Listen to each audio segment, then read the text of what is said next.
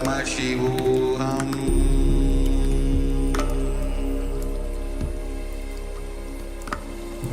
Om Nithyananda Paramashivoham.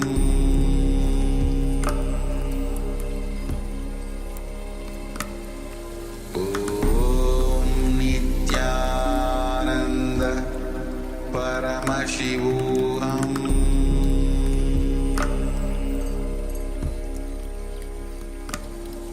Om Nithyananda Paramashivoham.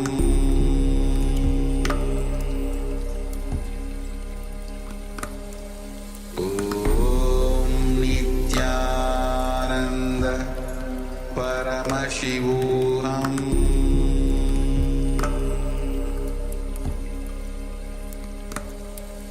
Om Nithyananda Paramashivoham. Om Nithyananda Paramashivoham.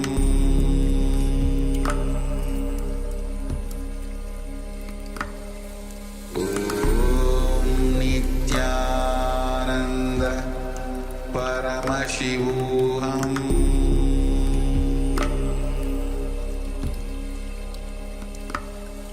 Om Nithyananda Paramashivoham.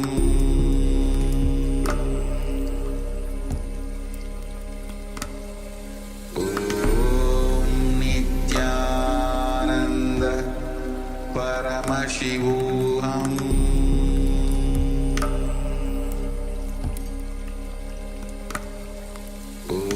Om Nithyananda Paramashivoham.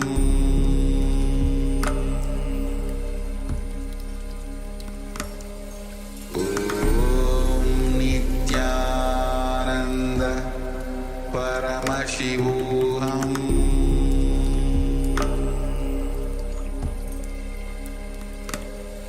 Om Nithyananda Paramashivoham.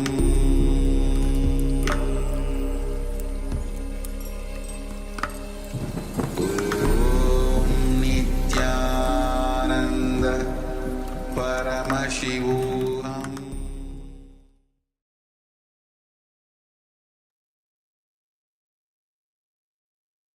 Yes.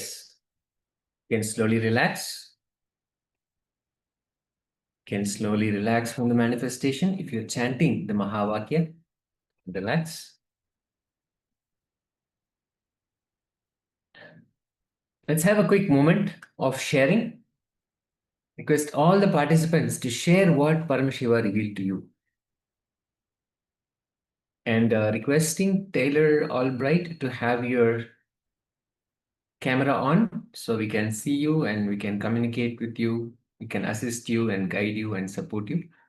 And all the other participants who are here, requesting all of you also to have your cameras on and be available on camera as well. Great. Now let's have a moment of sharing. What was Paramashiva's revelation? The acharyas here had an image in front of them. What did Paramashiva reveal to you about the object?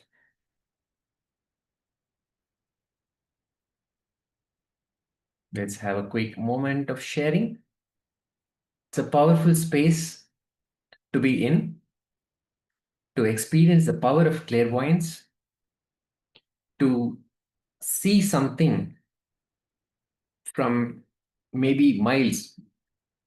We are thousands of miles away, possibly, depending on where you are, which part of the world you are in, and to be able to connect from that space of oneness with Paramashiva and see what the acharyas are seeing. So it'll be a beautiful way for us to experience that oneness and manifest Paramashiva, experience the power of clairvoyance. So let's have a quick moment of sharing before we jump into the next session. If you have any questions, if you have anything to share, please go ahead. And Mark Taylor Albright, if you have any questions at all during the entire program, please stop us. Let us know what any question that you might have, anything that if there's any gaps. So we've already started the program. We've already had a couple of sessions already. So if there's any gaps in the understanding, anything that is not making sense, just stop us and we'll attend to it. Okay. Thank you, Ma. Great. So we have Mr. Gunya that shares Paramashiva shows the Atmalinga crystal, so beautiful, and Paduka from the puja flowers also. Yes, thank you very much for sharing, Ma. Thank you, Ma. Thank you for sharing.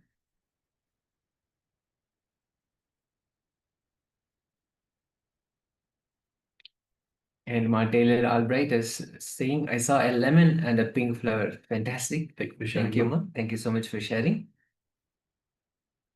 Great. So we'll now bring that image back here, so we can all see what was in front of the acharyas in just a moment.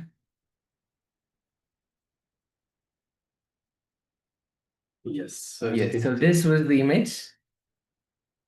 Yes, as you can see, we have a beautiful image of a child, just one full of wonder as he looks at the flowers.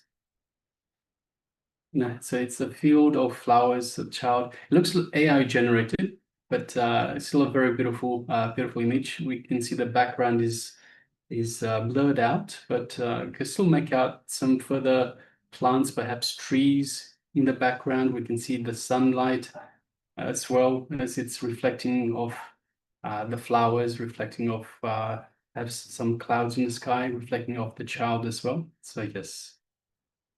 This is the image that we have. So let us have a look at the sharings. We have Ma Nistrigunya that shares Paramashiva shows the Atmalinga crystal, so beautiful, and Paduka from Puja flowers also. So we definitely have the flowers, Ma.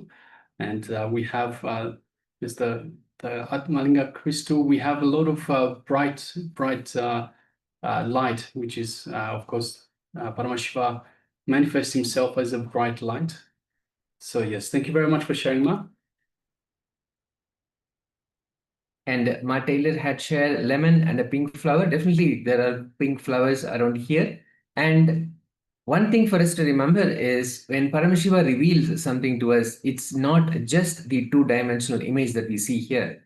He reveals the whole thing, the whole experience, even more than what the image has. It could be what the acharyas are seeing and how they are also projecting. So the power of clairvoyance works beautifully, where Paramashiva reveals not just the physical image, but just more and more than that. So this lemon is definitely part of this picture, just not in the two-dimensional image, and definitely the pink flower. And as we can see, those who have shared here, all of us have seen flowers, and the flowers were here, right here. Pretty much the whole picture is all about flowers, and this child is so wonderful.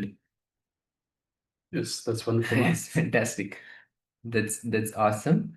Yes, And so Ma Taylor Albright shares the flowers in my mind look like the shape of the flowers in the picture. Yes, that's beautiful, Ma. Thank you Beautiful. so much for sharing. Thank you for sharing. All right. So with that is the power manifestation for today. So today we'll be going through again and again after each session, we'll be going through this power of clairvoyance. Now let us move on to the next segment itself. And the next segment, just one moment. The next segment is understanding that every being is unique. So every single one of us is a unique being, unique in every sense, unique path, unique expression of the divine. So let us sit comfortably with the head, neck, and spine in a straight line. And let us hear from the Supreme Pontiff of Hinduism on this very sacred secret. Let's begin.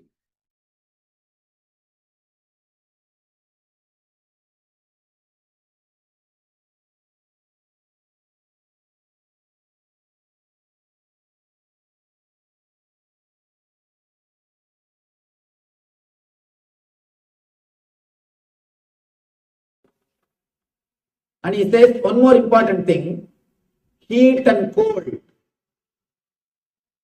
Heat and cold. Try this also. Beautiful experiment. I don't know whether you'll be able to believe or not. I have seen people living in Himalaya in snow with just 2 pieces of dress. Let me tell very clearly. I lived in Himalayas. I used to sleep on the snow with the same dress. I have lived. Very difficult to believe. But all you need to do is stop resisting. That's all. It is very difficult to believe, but you can do. Just don't create idea. The moment you feel the cool breeze, don't create an idea. Cold, I may catch cold, I may have wheezing, I may have sinus, I may have asthma. Don't create big terms. And the big problem is you learnt all nonsensical words. We know all the words, all negative words. More words you know about diseases, more the possibility of creating the disease in you. Because whenever you repeat something, you create that quality in you. Please be very clear. A simple experiment now you can do. You just sit with closed eyes and repeat 10 times. Shanti, Shanti, Shanti. You will have peace inside you. Only thing, your wife's name should not be Shanti. You just repeat that word, Shanti, for 10 minutes and 10 times. You will start experiencing that quality in you. That quality will start happening in you. If you repeat the names of diseases, please be very clear, you will start creating the same diseases in you. There's a recent research, beautiful research. I went to the API convention, the American Association of Physicians of Indian Origin. They gave me a big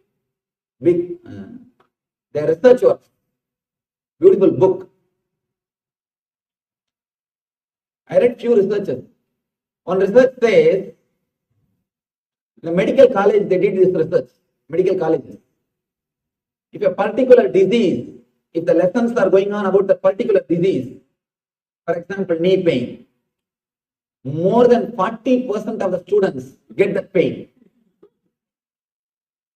I don't know how you will understand this. More than 40%. Because continuously you are thinking about the symptom. And one more big problem.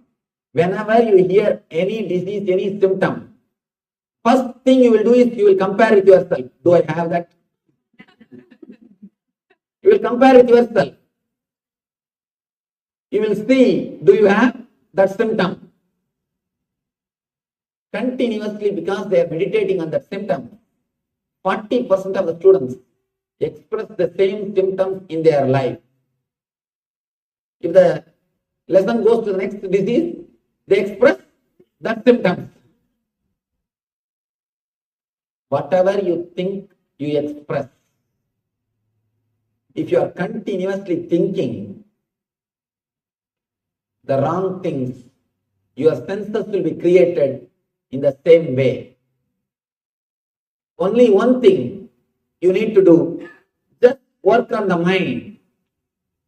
Just liberate the mind. Just purify the mind.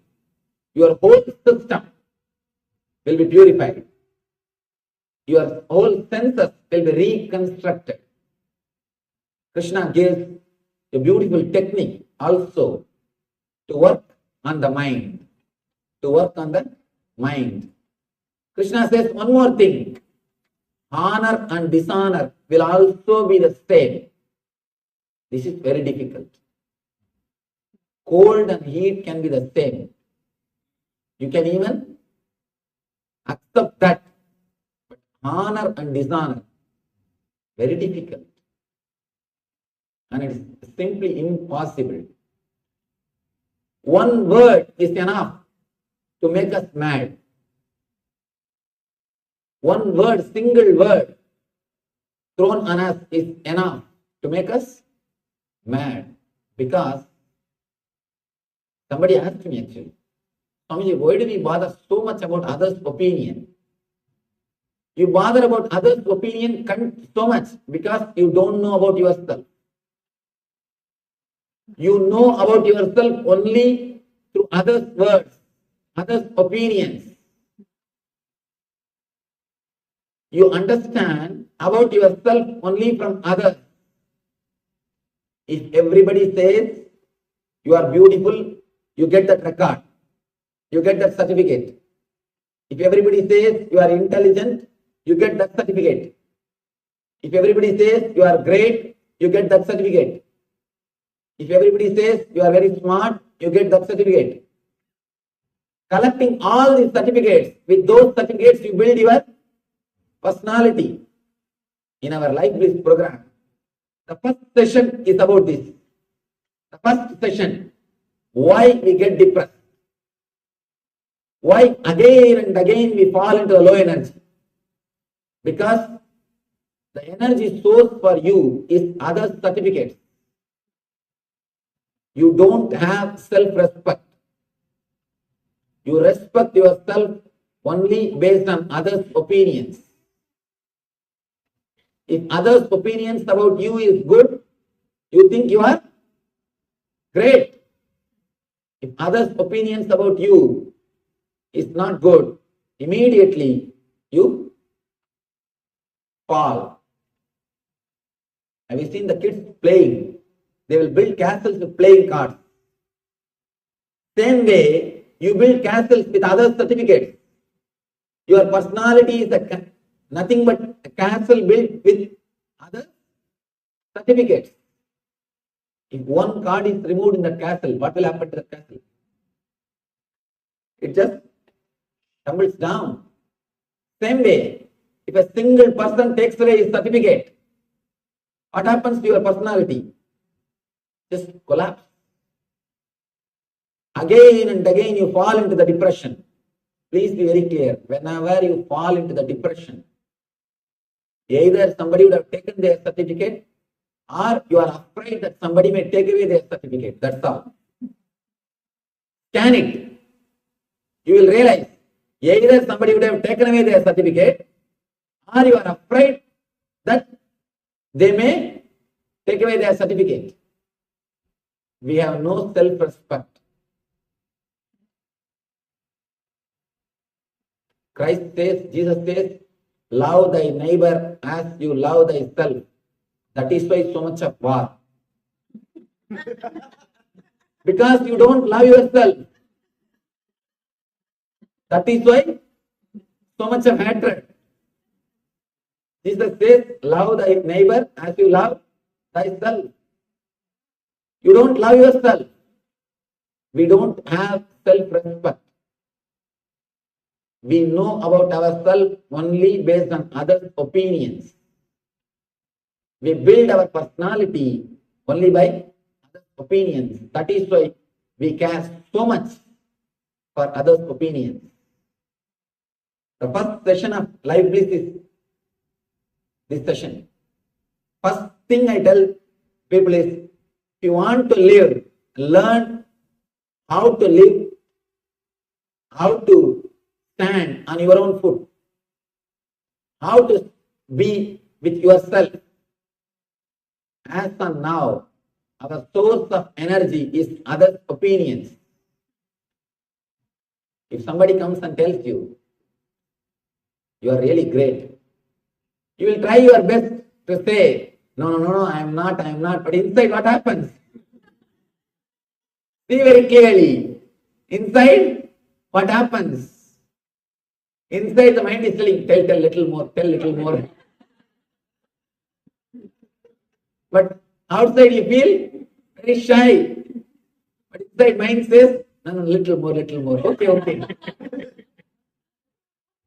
Continuously, we are fueled by others' opinion and we work to get others' opinion. Meditate on this one statement. This is the sutra. This is the great sutra which can liberate you. Don't worry about others' opinions. Don't worry what others are thinking about you, because they are worrying about what you are thinking about them. They are worrying, thinking what you are thinking about them. Don't worry about others' opinions, because they are worrying about your opinions about them. Meditate on this one statement.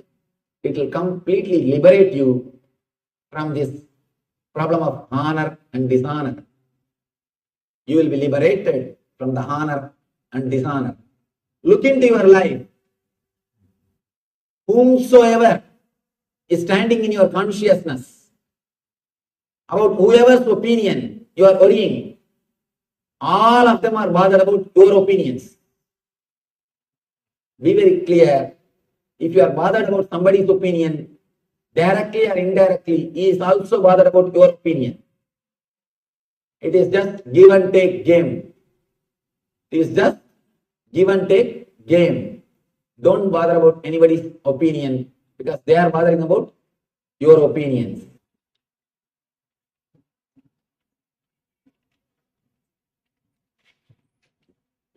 The next sloka, Krishna says, a person whose mind is contented because of the spiritual knowledge, who has subdued his senses, and to whom stone and gold are same, and who is satisfied with what he is having, is said to be established in self-realization and is called enlightened being.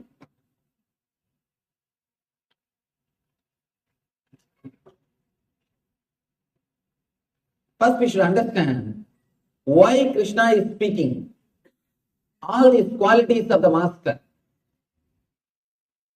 Why he is explaining all these qualities?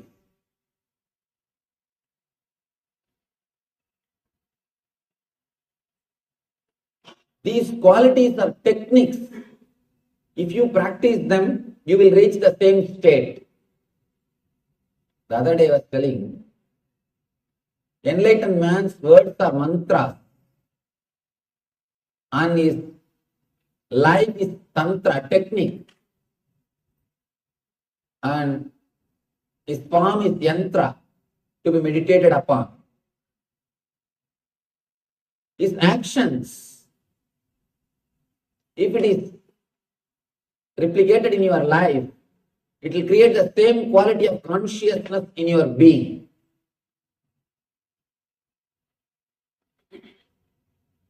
For example, if you listen to the music which comes from heart, the traditional music, Indian music, Carnatic Sangeeta, Carnatic music and all those things, you will have the same experience. If you listen to the music which comes from Mooladhara, which comes from sex, you will have that same mood. If you meditate on some expression, you will have the same experience. Experience leads to expression. Expression leads to experience. That's a beautiful story. This again a research report.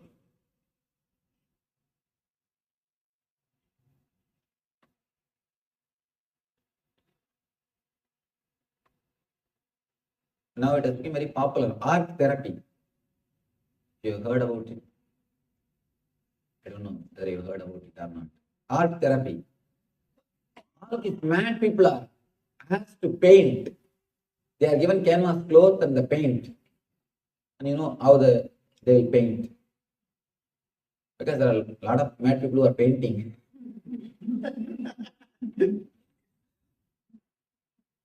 And they just roll on that cloth and do whatever they want.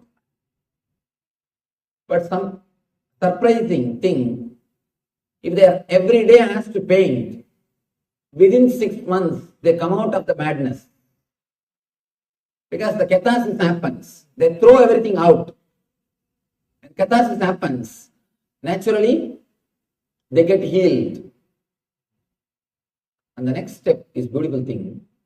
There was a doctor who was doing research on this art therapy.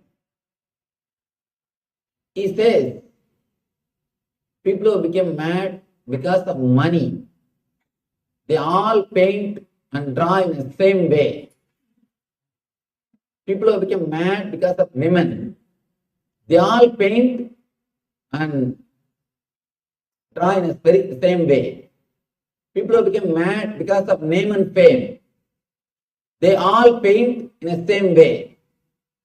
There are so many reasons why you can become mad. One more small story. One guy went to the mental hospital just to see what is happening. The doctor took him to show around. The first room, he saw one person. All over his room, he has written the name Lata, Lata, Lata, Lata, Lata in blood. And he is sitting and chanting the word Lata, Lata, Lata, Lata, Lata. The person asked what happened to him. Doctor said he wanted to marry Lata. He was not able to marry. He has become mad. That is why he is continuously repeating her name, and he is here.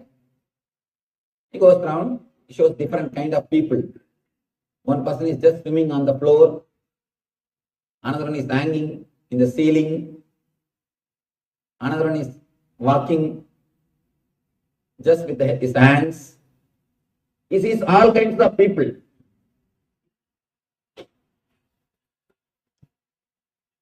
In the end, he comes back. In another one room, again, one more person is sitting and chanting Lata, Lata, Lata, Lata, Lata. In his room, all over the word Lata, Lata, Lata is written. This guy asked, what happened to him? He also wants to marry the same Lata. Doctor said, no, he married. He married the same Lata. There are so many reasons why you can become mad. People who become mad because of money, they all paint in the same way. People who become mad because of women, they all paint in the same way. Because what is there that comes out? They catharsis, they throw away things, what is there inside their unconsciousness. Third thing, which you should understand, important thing, the doctor who was doing research on all these things, he became mad. Three things we need to understand. First, experience only comes out as expression. Second thing, the quality of experience and the quality of expression, both are very closely related, associated. Third thing, very important thing, if you concentrate on the expression, you will reach experience. Here, again and again, Krishna is speaking how an enlightened man lives, the quality of an enlightened person, so that you will meditate on these ideas, so that you will start imbibing these ideas in your life, so that you will reach the consciousness of an enlightenment, so that you will reach the consciousness of an enlightened man. When you contemplate on these ideas, naturally you will start expressing it. It will sink in your being. Again and again he says, Vijitendriya. This whole chapter is just about the senses. If you can understand this one drawing and understand where the problem is, how to heal the problem, Krishna gives a beautiful technique. He gives a beautiful method how to go beyond and how to solve the problem. Now all we need to know is understand the problem, where you are caught and where our problems are. our whole trouble is in the mind, buddhi and ego. Beyond ego, here is our being, Atman.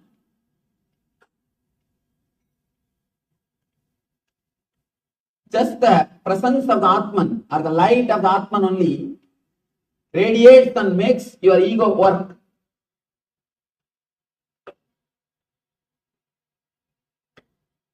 It is no Atman.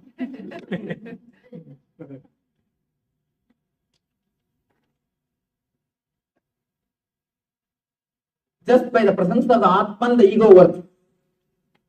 The whole trouble is here, where you identify yourself, where you start thinking, what is there for me? How I am related?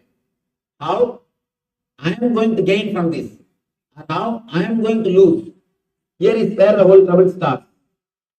If somehow this is erased, this is removed from this system, the Atman directly starts radiating its energy, its stages through your senses. That is why the enlightened people will have sharp senses. Their senses are not contaminated. Whether their vision or their hearing will be sharp and deep because it is not corrupted by buddhi and ego. They have not lost their sensitivity. Please be very clear. Only a man whose being is clear, he will have pure senses. His senses will be sharp and alive. A man who continuously uses his senses, who uses his senses too much, he abuses it. He will not have the energy or stages in his senses. Man who has used and abused his senses, first thing which will happen to him is he will lose the smell. The smell will be lost. If you have lost smell, please be very clear. Immediately you need emergency treatment. You need to get admitted in ICU of spirituality. You immediately need meditation. Meditation is basic need for you. Again,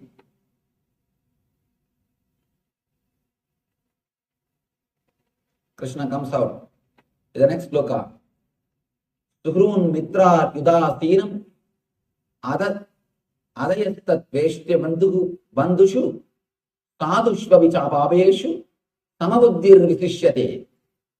Suhrun mitra udasina madhyas tatvesh yubapandhushu sadhushva vichapaveshu samabuddhir visishyate. Person is considered still further advanced when he regards honest well-wishers, affectionate benefactors, the neutral mediators, the envious, the friends and enemies, the pious and the sinners, with all with an equal mind. This happens really when you become enlightened. When you become enlightened, there is nothing to be achieved. There is nothing to be gained. Automatically, your being starts respecting everybody. Please be very clear. Here they use the word equal, but the exact translation should be unique. You will not treat everybody equal. You will respect everybody as unique beings. Treating equal is different. Treating them as unique is different. You understand everybody's uniqueness and respect.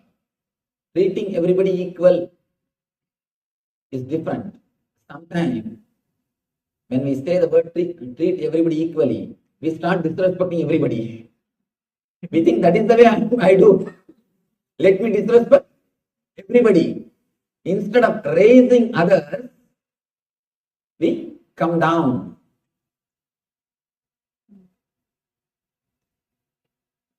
Somebody asked Ramakrishna. Ramakrishna is such a humble soul. Anybody comes to see him, he will first do the namaskar. He will only first do the namaskar. Before they start, he will do the namaskar.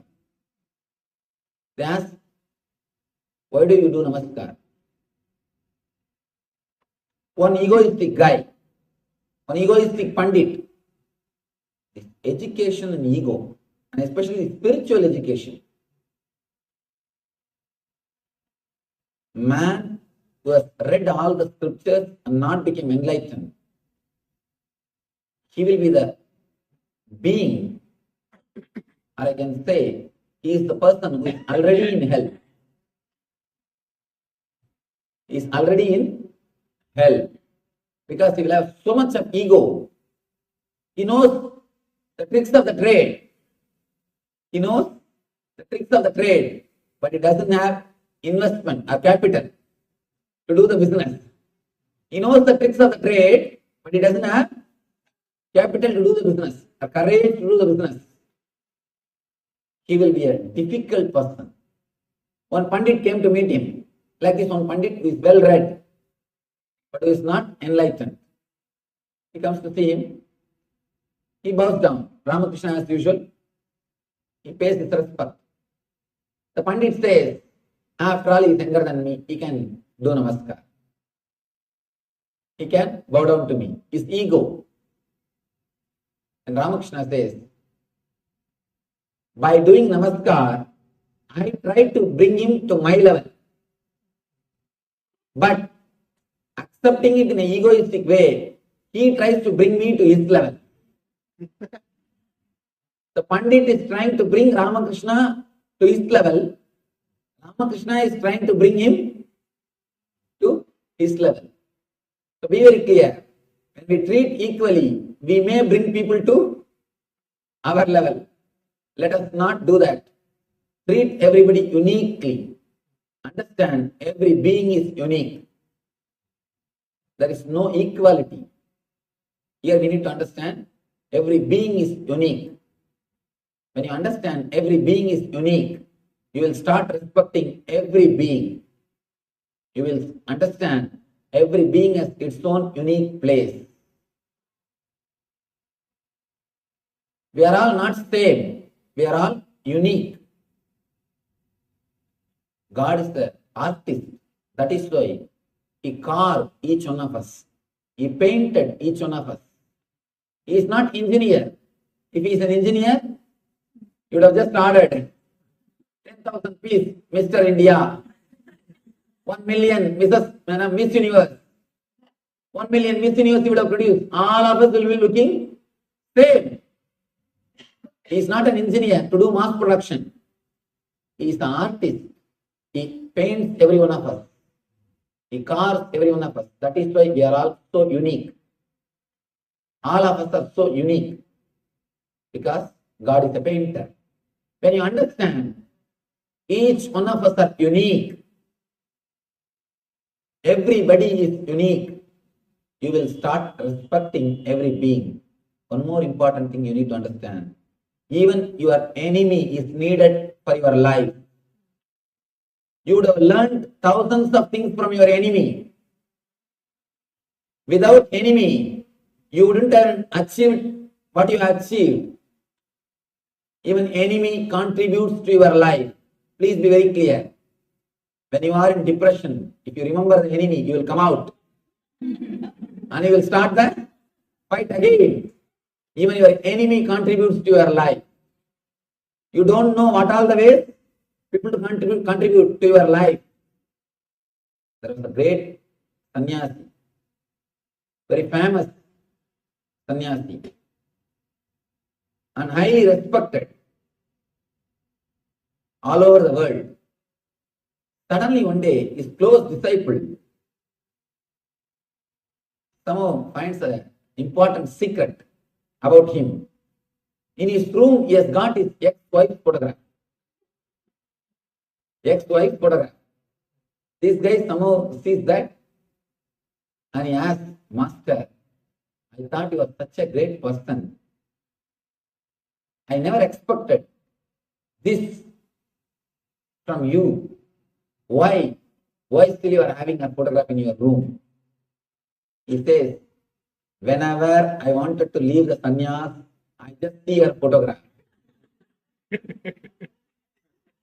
Whenever I wanted to drop sannyas life, I just see her photograph. Immediately, I get my vairagya. So you don't know who are all serving what all purposes.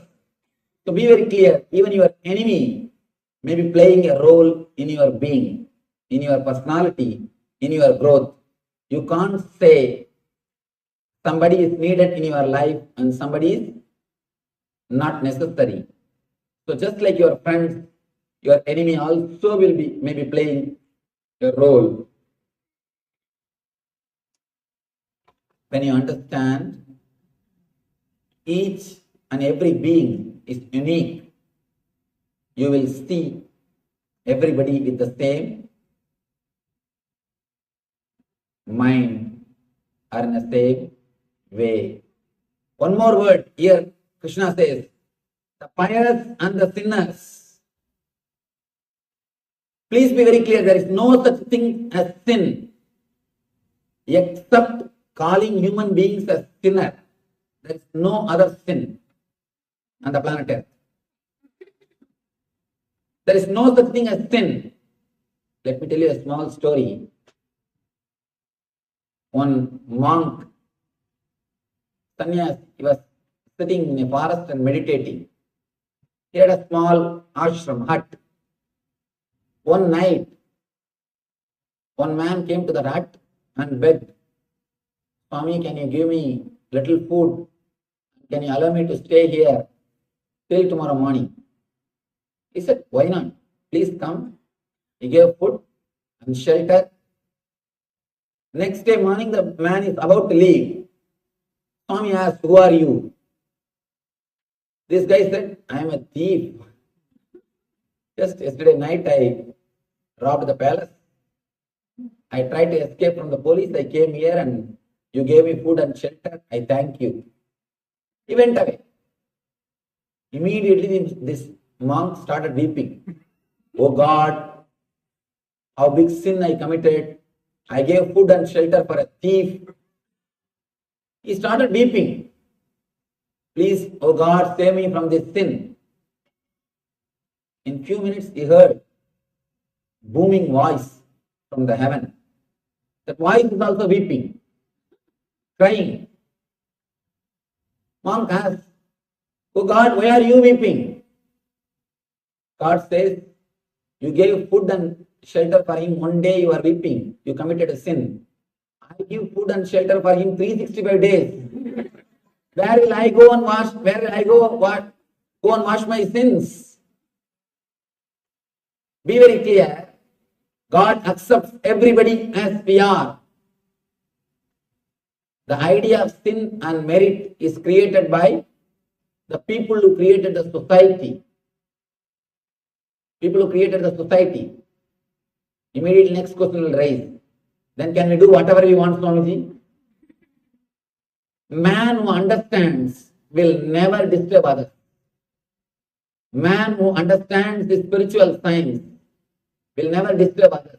Again and again I tell people, your sin or merit should not be based on fear or greed. If it is just based on heaven or hell, I don't think we have become matured people, matured beings. Our sin or merit should be out of our understanding, not out of heaven or hell. Be very clear. Don't live a disciplined life thinking of heaven or hell.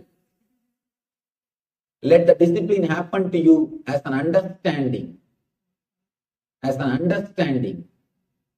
If you are afraid of cop and following the speed rules, whenever you don't see any light, what do you do? Small temptation. Why not raise little bit? And especially in LA, when traffic is not there, we always try at least few miles. There is a grace mile. People who drive me. These guys, I always shout at them, hey, what is this? The board says 65, you are going in 80. No, that's 10 mile grace miles. Grace mile. Always you try, actually, putting 1 foot away. That is not a thing. Trying to escape from the rule has got its own taste. Especially when something is forbidden, it becomes really tasty. The forbidden fruit is always tasty. I don't think Adam would have eaten that fruit unless the God is forbidding that fruit. He ate just because God has said don't eat. He was living in that garden for how many years we don't know. He has not taken a single fruit. He has not tasted a single fruit. He was living happily. It's actually God who tempted, not the snake. The story is wrong. The story says God said don't eat and snake tempted. But God tempted by making the rule don't eat. Whenever you listen a rule, automatically you try to go beyond. You try to escape. Let your morality be not based on fear and greed. That is why in Patanjali, that's a beautiful word, yama. Yama means discipline. If you understand your life is going to end in death, if you understand that death is the result of your life, if your consciousness imbibes, starts thinking, meditating about death, automatically you will be disciplined. If you start meditating on death, you will completely restructure your whole thinking system and life. Your whole life will be restructured. If you start thinking about yama, yama will happen in your life. For both discipline and death, for both we use the same word in Sanskrit. Yama and yama. Both same spelling, same word. If you imbibe, if you understand that death is going to happen to you, automatically you will imbibe discipline in your life. Discipline happens to you when you realize that death, when you realize the life is going to end. Let your discipline happen, let your morality happen only out of understanding of death, not out of fear or greed.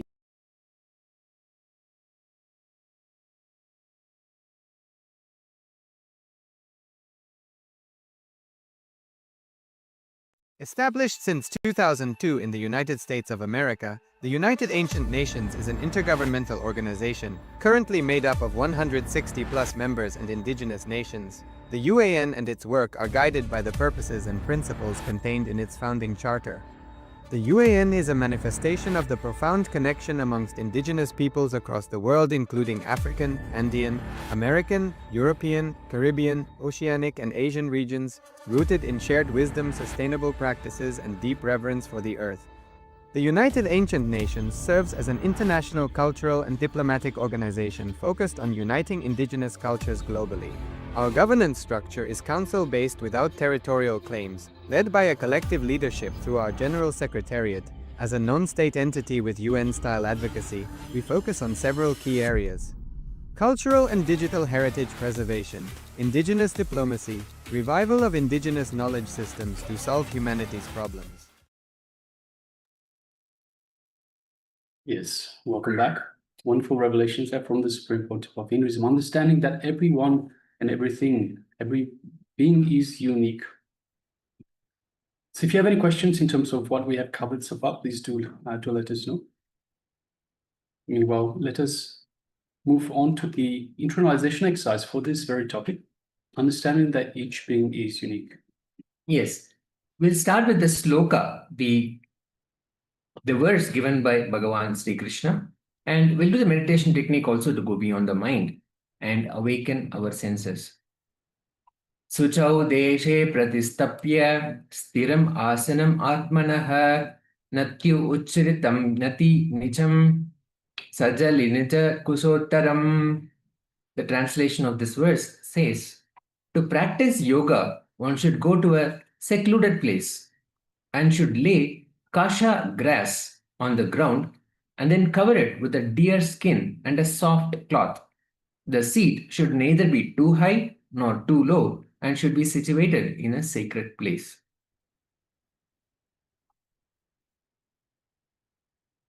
One should hold one's body, neck, and head erect in a straight line and stare steadily at the tip of the nose. Thus, with an unagitated, subdued mind, devoid of fear, completely free from sex life, one should meditate upon me within the heart and make me the ultimate goal of life. These are Bhagavan Sri Krishna's verses. The few things that we can note here, you should go to a secluded place. Why is that?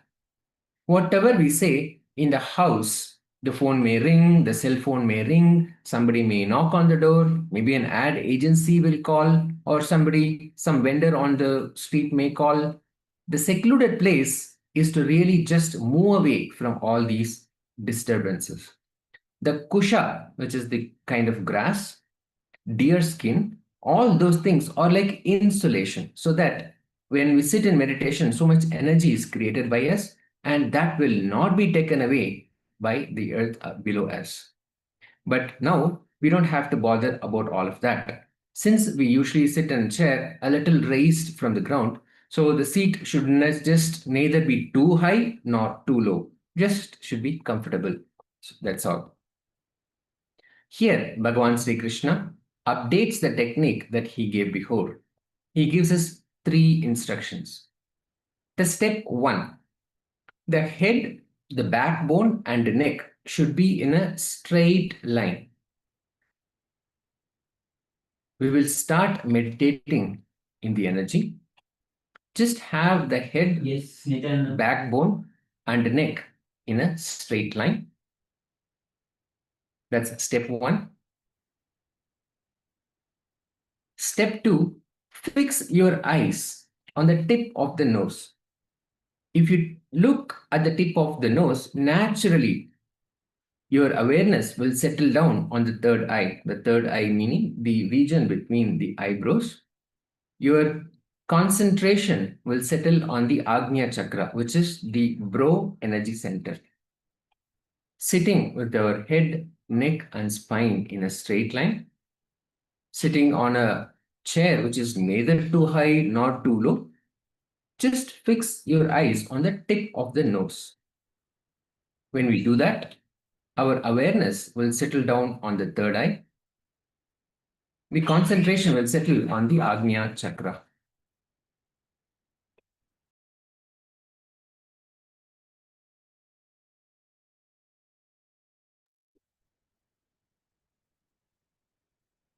And then step 3, you should meditate on me, as in Bhagavan Krishna, as the supreme goal. So when he says me, he means your Atman. If you like, you can meditate on the form of Krishna with a flute, with peacock feather. Swamiji always prescribes that we go beyond the form. We go into our being. When we enter into our Anya Chakra, which is the brow center, automatically we will go beyond the form. We will start meditating in the energy.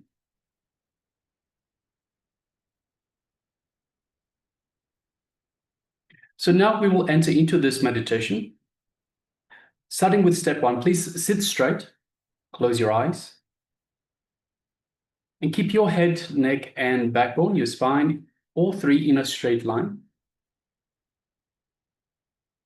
And just inhale and exhale as slowly as possible and as deeply as possible. Slowly, in a relaxed way, put your awareness to your Anya chakra, just between the eyebrows.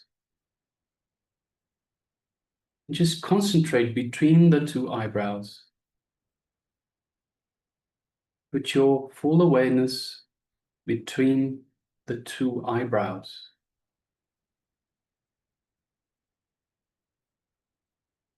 Let us remember and pray to that Shakti, that energy, which came down as Bhagavan Shri Krishna, which is guiding us, which is helping us in our life. The energy which gave us the Bhagavad Gita. Meditate on the pure light energy. If your mind wanders here and there, don't worry. Just when you remember, bring it back again and again, and relax in your Anya chakra, between your two eyebrows. Don't concentrate, just in a very relaxed way. Be aware of the Anya chakra, the space in between the two eyebrows.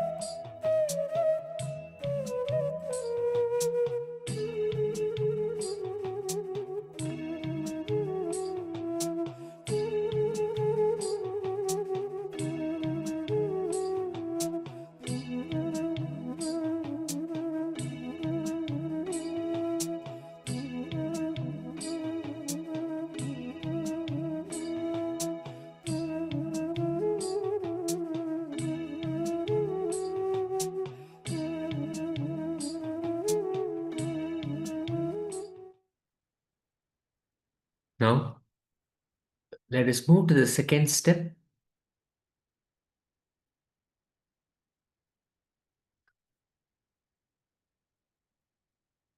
Slowly, very slowly, bring your mind to your heart. Bring your complete focus to your heart.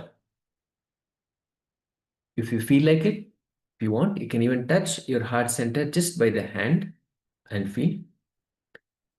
Bring your awareness to the heart center.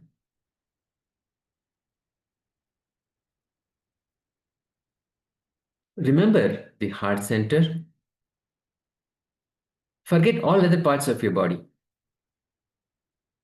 Forget your mind. Just become the heart center. Be in the heart center. All your awareness, let it be only at the heart center.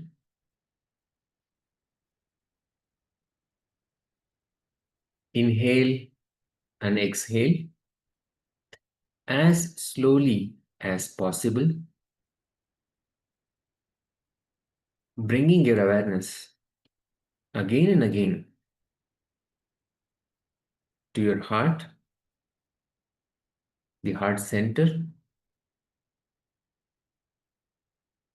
Continue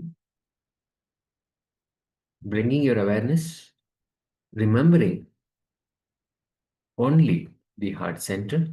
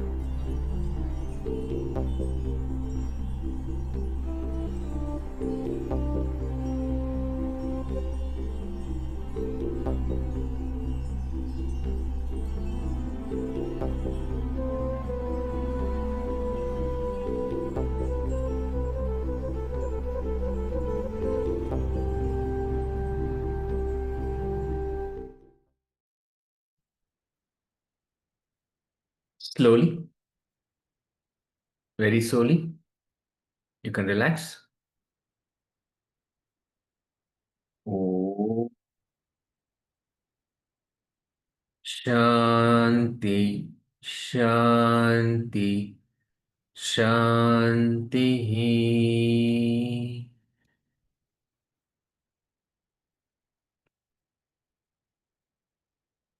You can slowly relax.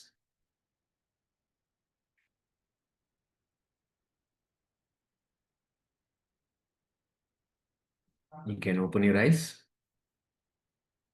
and relax. It's a beautiful meditation guided by the Supreme Pontiff of Hinduism.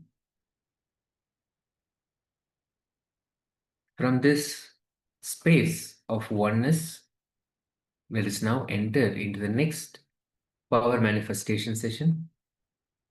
We'll once again manifest the power of clairvoyance. So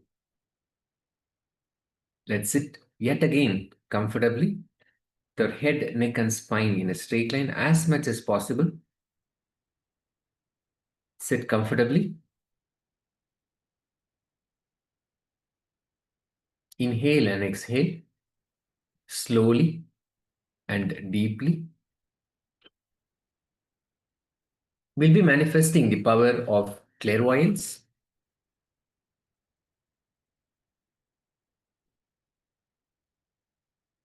Sit comfortably.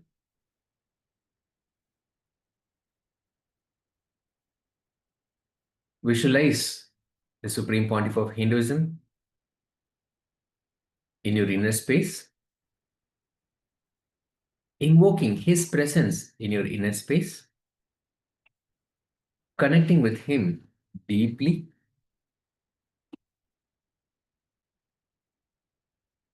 The acharyas will have an image in front of them. Let Paramashiva manifest clairvoyance, the power of clairvoyance in all of us.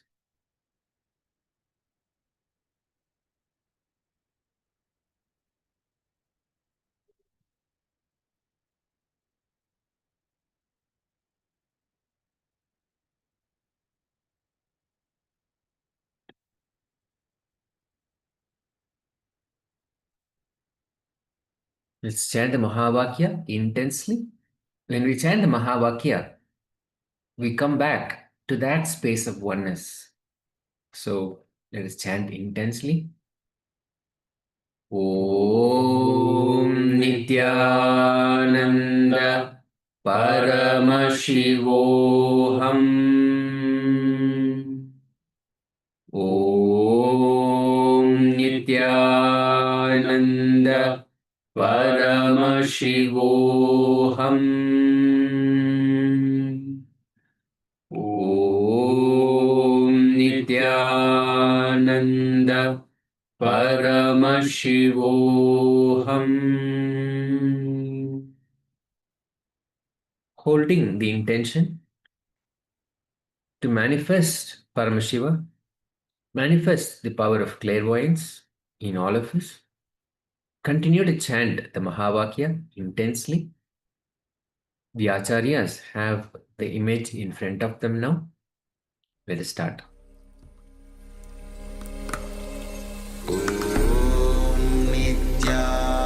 Nithyananda Paramashivoham.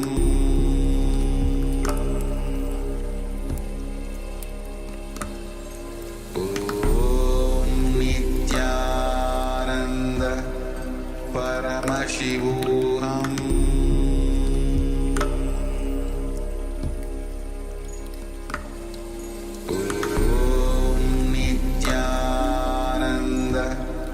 Paramashivoham.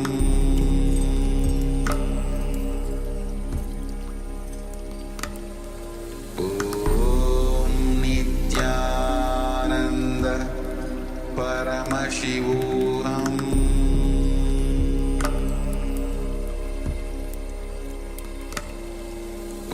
Om Nithyananda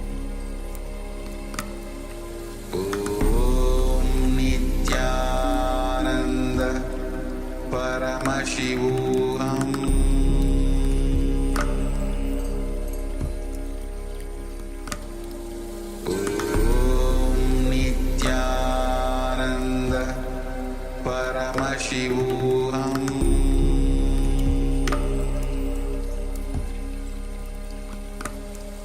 ॐ नित्यानन्द परमशिवोऽहम्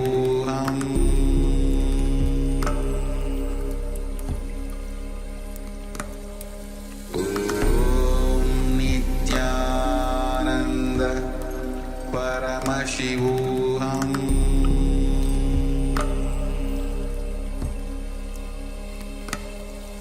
ॐ नित्यानन्द परमशिवोऽहम्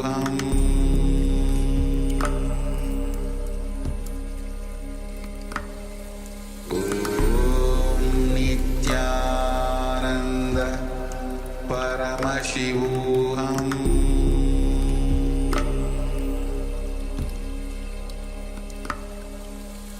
ॐ नित्यानन्द परमशिवोऽहम्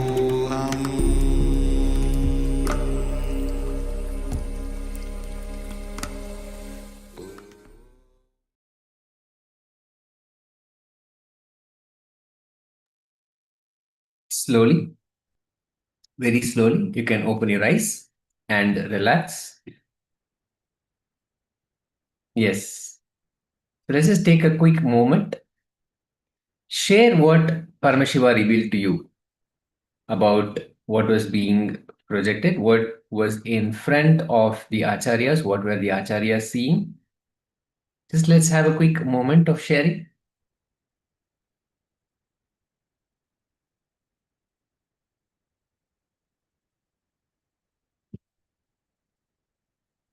Let's have a quick moment. And if you're following us on YouTube, you can also let us know. So please also take a moment and share with us on YouTube. Yes, we have Ma Magdalena. This says a conch and rising sun. Yes, thank you very much for sharing. Thank you so much, Ma.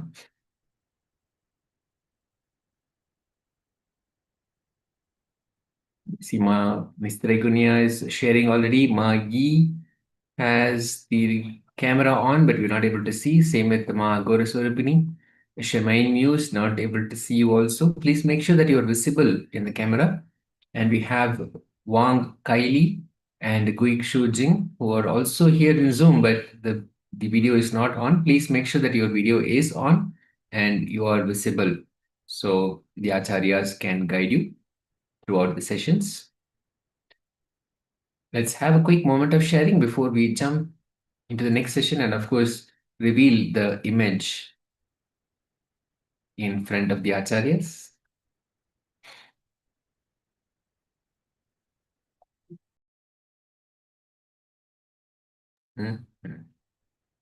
Yes.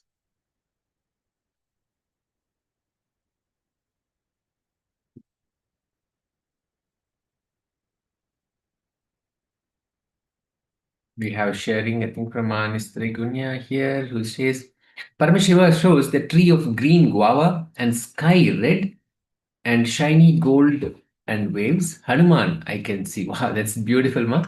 Yes, Thank you thank so you very much much for sharing. Ma Manistriguna. Thank you. Thank you so much. Now we'll just bring that image here so all participants here can also see.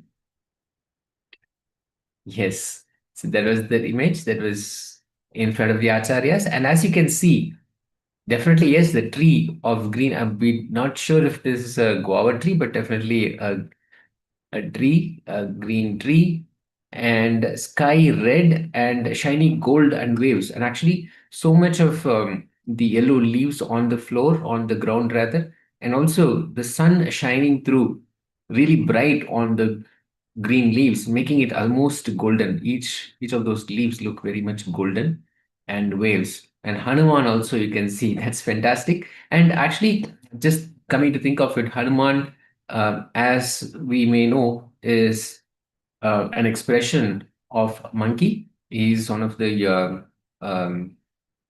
manifestation of Shiva in the monkey form and in the form of a monkey, and could very well be part of this image as we are somewhere looking at maybe a park or maybe even a forest somewhere in the wilderness, maybe somewhere in the picture that we are not seeing in this picture, but definitely is part of this image. So that's fantastic, beautiful, Mon.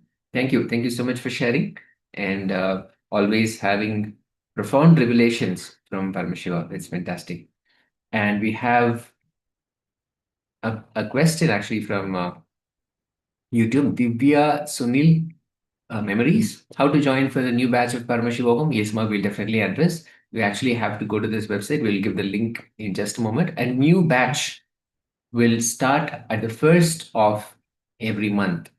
So always the first of every month, a new batch starts. And Ma Magdalena had shared a conch and rising sun. And definitely the sun is very much part of the image that was in front of the acharyas.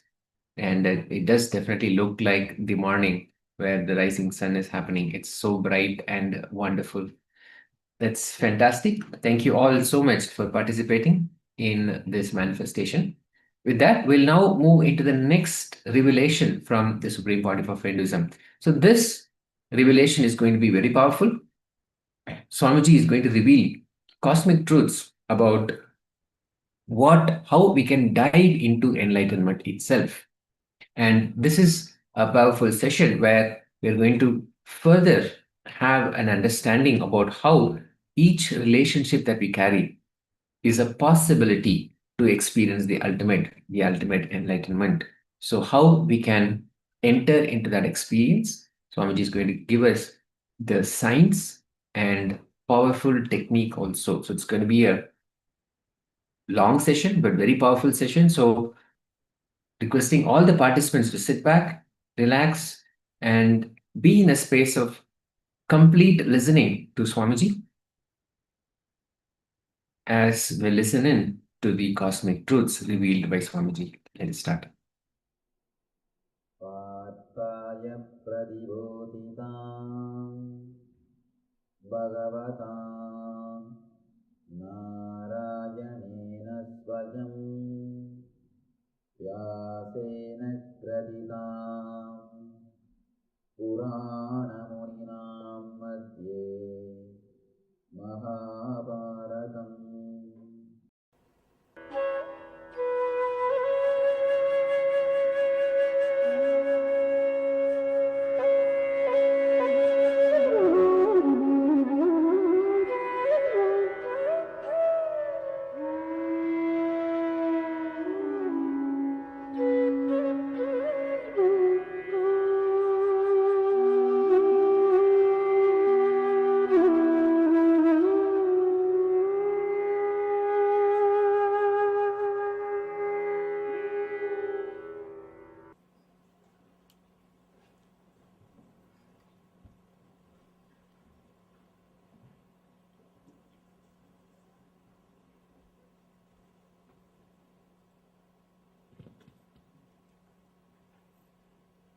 ब्रह्मानन्दं परमसुखदं केवलं ज्ञानमूर्तिं द्वन्द्वातीतं गगनसदृशं तत्त्वमस्यादिलक्ष्यम् एकं नित्यं विमलमचलं सर्वदी साक्षिभूतं भावातीतं त्रिगुणरहितं सद्गुरुं तं नमामि.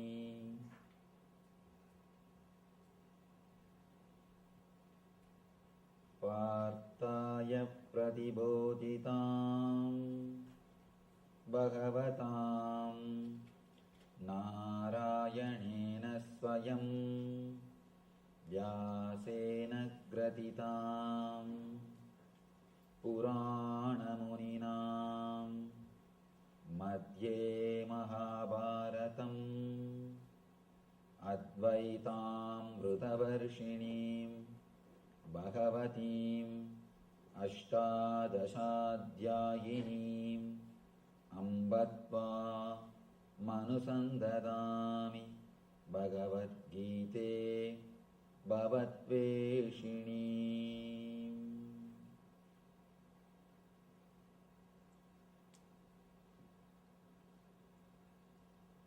वसुदेवसुतं देवं गंसचानूरमर्दनं देवगी परमानन्दं कृष्णं वन्दे जगद्गुरुम्.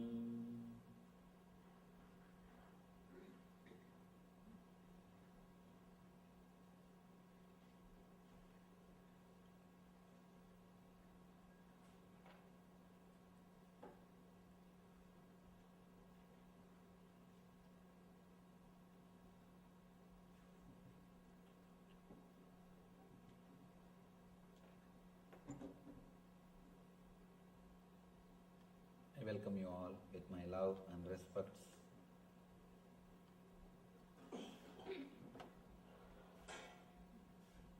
You and me.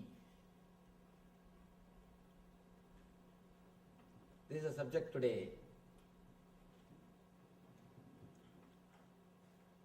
Daivasura Sambat Vibhaga Yoga.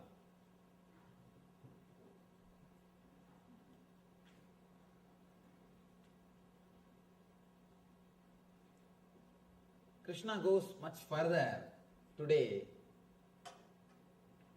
to explain the deeper level samskaras, engraved memories. In the 14th chapter, he spoke about Gunatraya Vibhaga, the Sattva, Rajas and Tamas, 3 layers of Prana Sharira, Mana Sharira and Sukshma Sarira. The next, yesterday, he spoke extensively about causal body in the Purushottama Yoga, how Urdhvamula Madaschagam Asvattam Brahuravyayam, how the roots of the tree is centered, roots of the tree are in the physical world and the branches are in the causal world. That is why he says, Urdhvamula Madaschagam Asvattam Brahuravyayam Chandamsi Yasya Varnani Yastam Vedasa Vedavit. The roots are, usually the roots of the tree will be in the ground, under the ground, unknown space, and the leaves will be in the known area, known space. But this tree is opposite. The leaves are in the unknown space, the causal layer, the underground area. The roots are in the known space, conscious space, in the physical world. And he explains the leaves are the Vedas, means the words which you are using continuously in your being. And he further explained how to remove the engraved memories in the causal layer and how to program the causal layer towards bliss, towards eternal consciousness. Now he goes one layer deeper, the cosmic layer.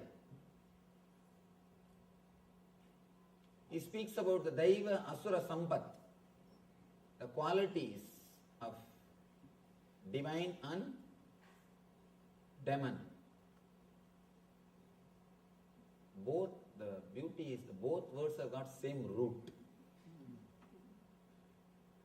Of course, it is not accidental, because both qualities are rooted in the same energy. Just a simple decision. When you choose the word you become divine.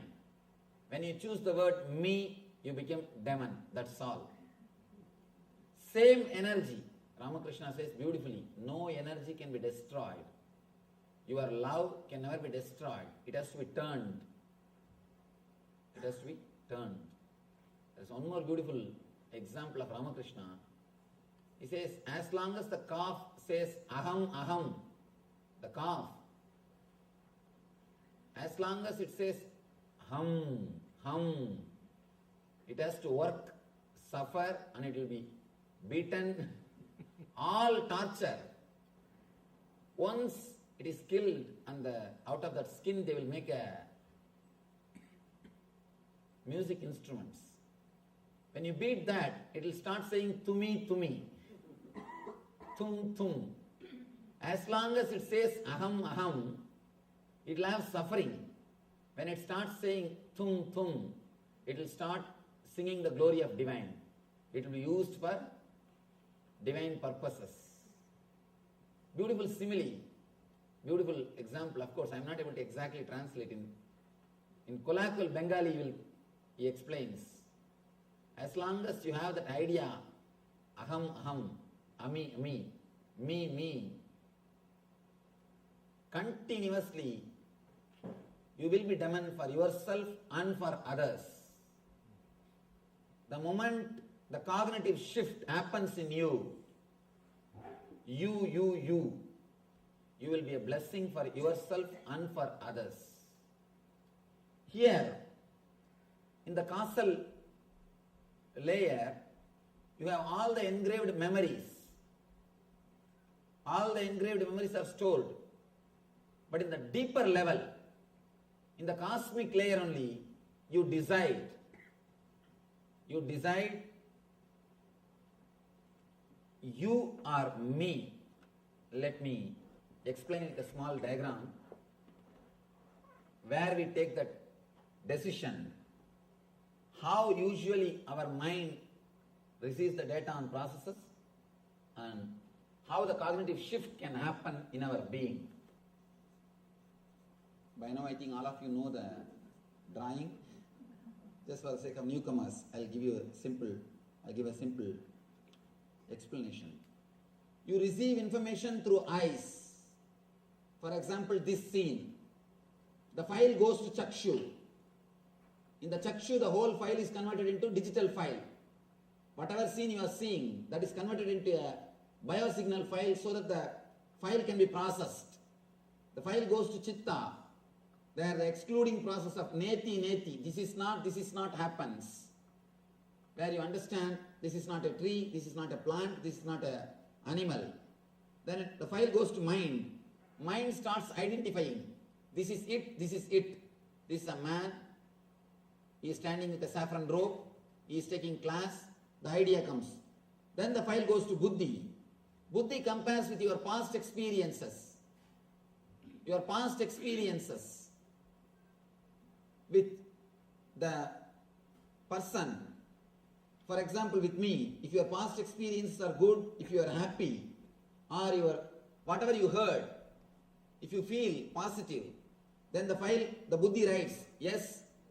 If you feel it is waste of time, or if you don't feel in tune with my ideas or the time which you spent, if it was not pleasant, then the Buddhi writes no. The file goes to ego. Then ego decides what is there for me, what way I am related, what gain I am going to get. If some way I am going to have the gain, ego says, yes, let us sit here and listen. And if there is no gain for me, if I am not going to be enriched, then ego naturally says no. Then according to the ego's instruction, you decide. Your body moves or sits. This is the way the process happens. This is the spot where you choose what is there for me. Your vested interests come. Please understand, sometime the whole process will say, yes, I will have to sit. But this one spot will say, my vested interest is getting affected. Then you will never be able to sit. This whole thing may accept what you are doing.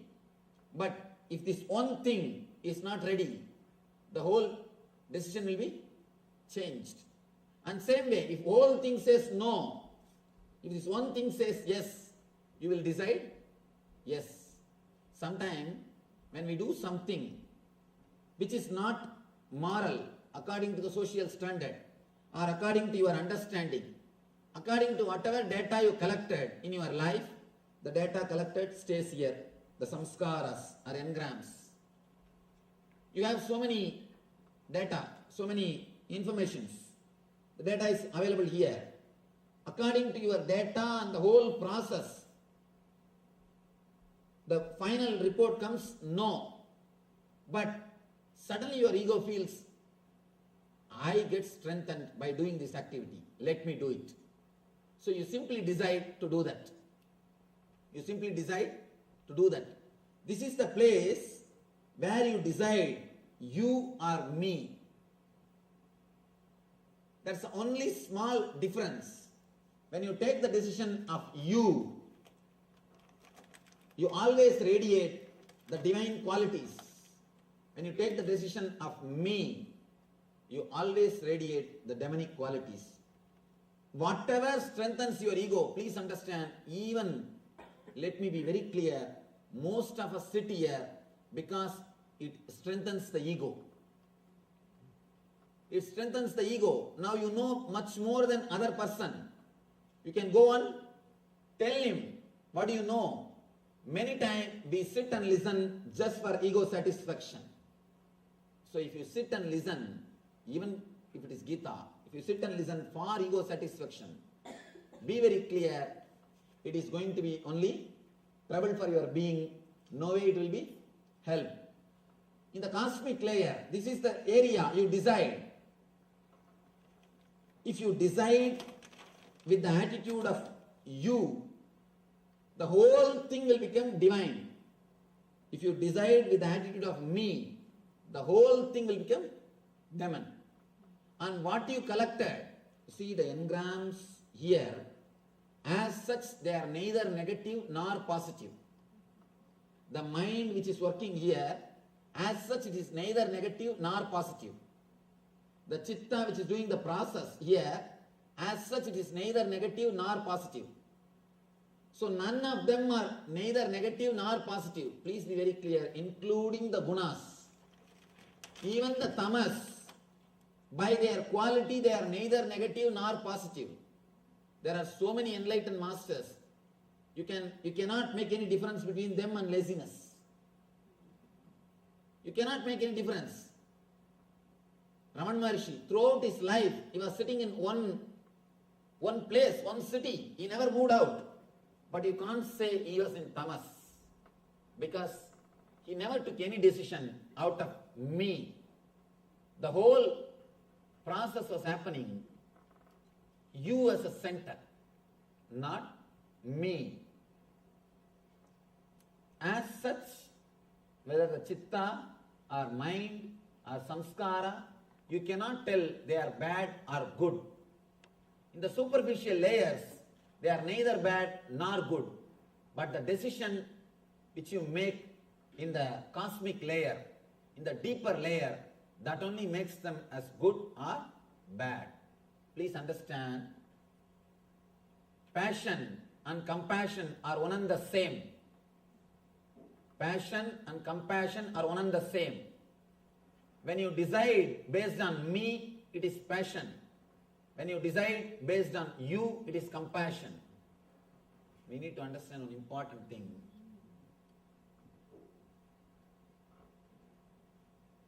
Whenever it is passion, it will be strong in our being. But when it becomes compassion, it will not have that much of intensity.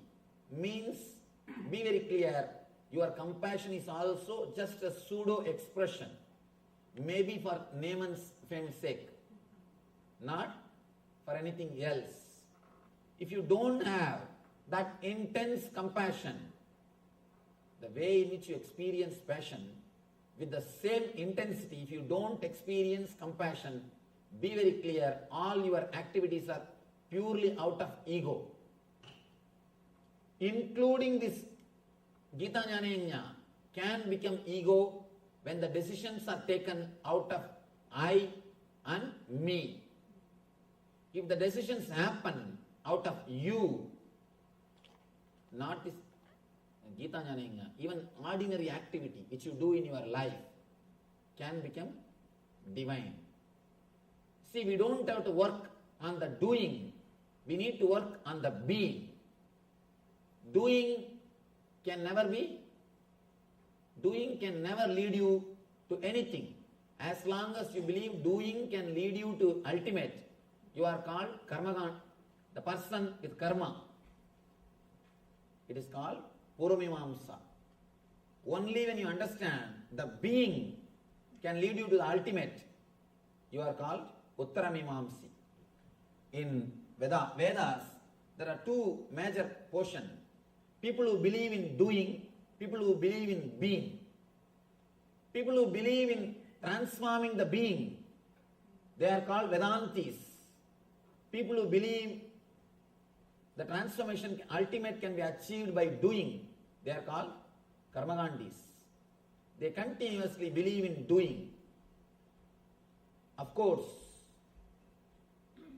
ultimate can be achieved only by working on the being, not on the doing. If you try to work on the doing, either you will suppress or express. Either you will suppress or express. Continuously you will be fighting with yourself. Nothing else will be achieved. A man who can transform his being, only he can achieve the ultimate. Whether demon or divine, it is decided only on that one point. When you receive the data, process it and deliver the result or command, how the command is delivered, what is the center from which the command comes out. The command comes out thinking this one statement, what is there for me? What is there for me? What is there for me? Whatever you may do, including meditation, it will be only ego satisfying. Many people come and ask me, Swamiji, at some point I felt such a deep ecstasy in meditation, such beautiful bliss in meditation, but suddenly within 2 hours it disappeared. It never came back. Why, Swamiji? How to have it back? Please understand, the bliss itself is choicelessness. When you are absent, you experience bliss. The moment you want it back, the moment you choose bliss, already you have chosen. The moment you choose, you will always choose suffering. All choices are suffering. And bliss is choicelessness. The moment you want to grab it, the moment you want to have it, when you are blissful, you allowed the bliss to possess you. The moment you want to possess the bliss, you will make it as suffering. When you want to possess, you wanted that to strengthen your ego. The decision is from you. Decision is from me. The attitude, me. The attitude, me decides. The moment the attitude, I and mine, me, when that decides, you destroy the bliss.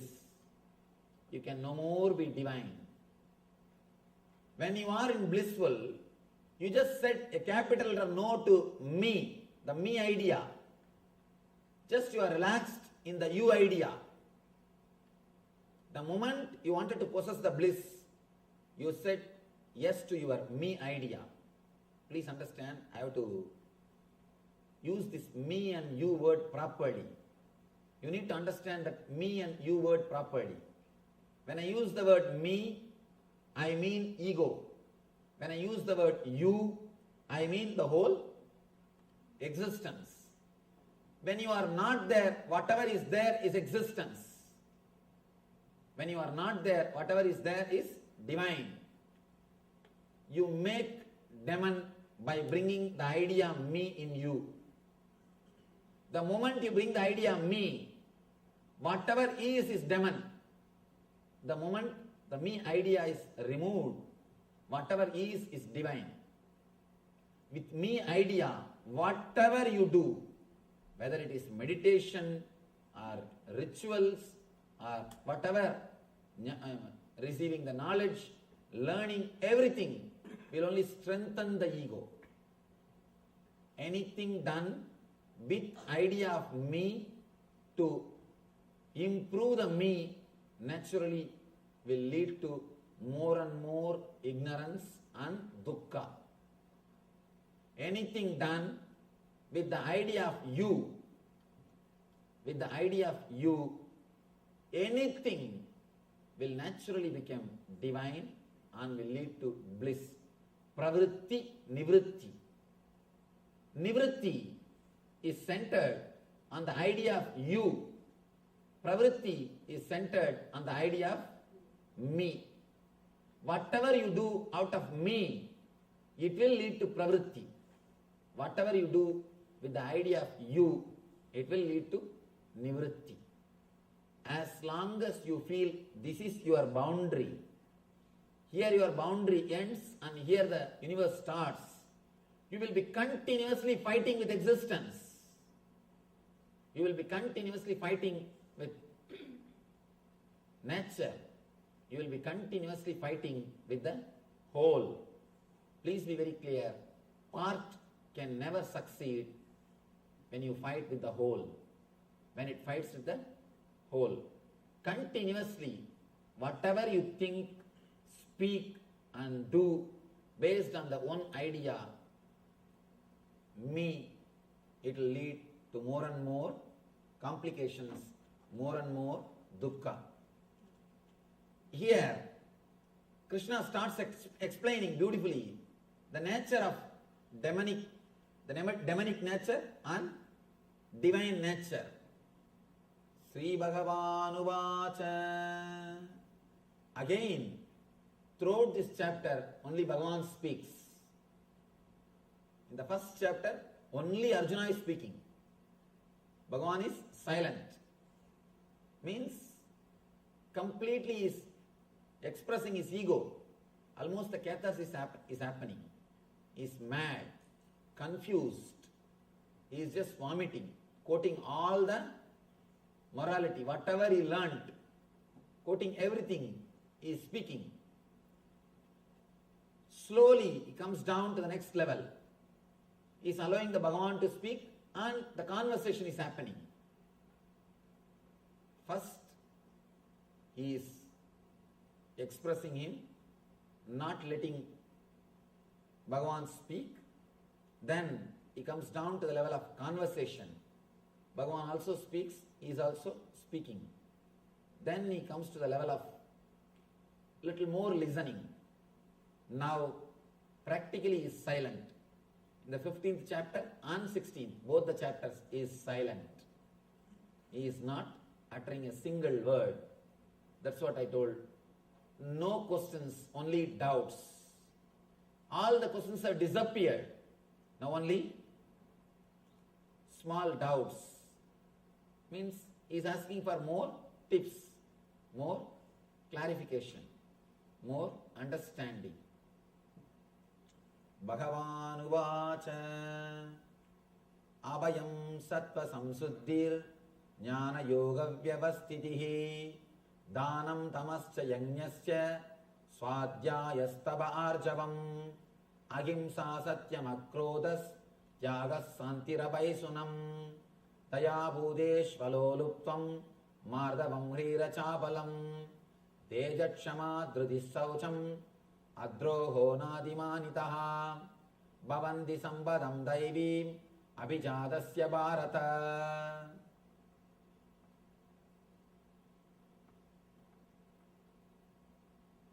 Let me give you the translation.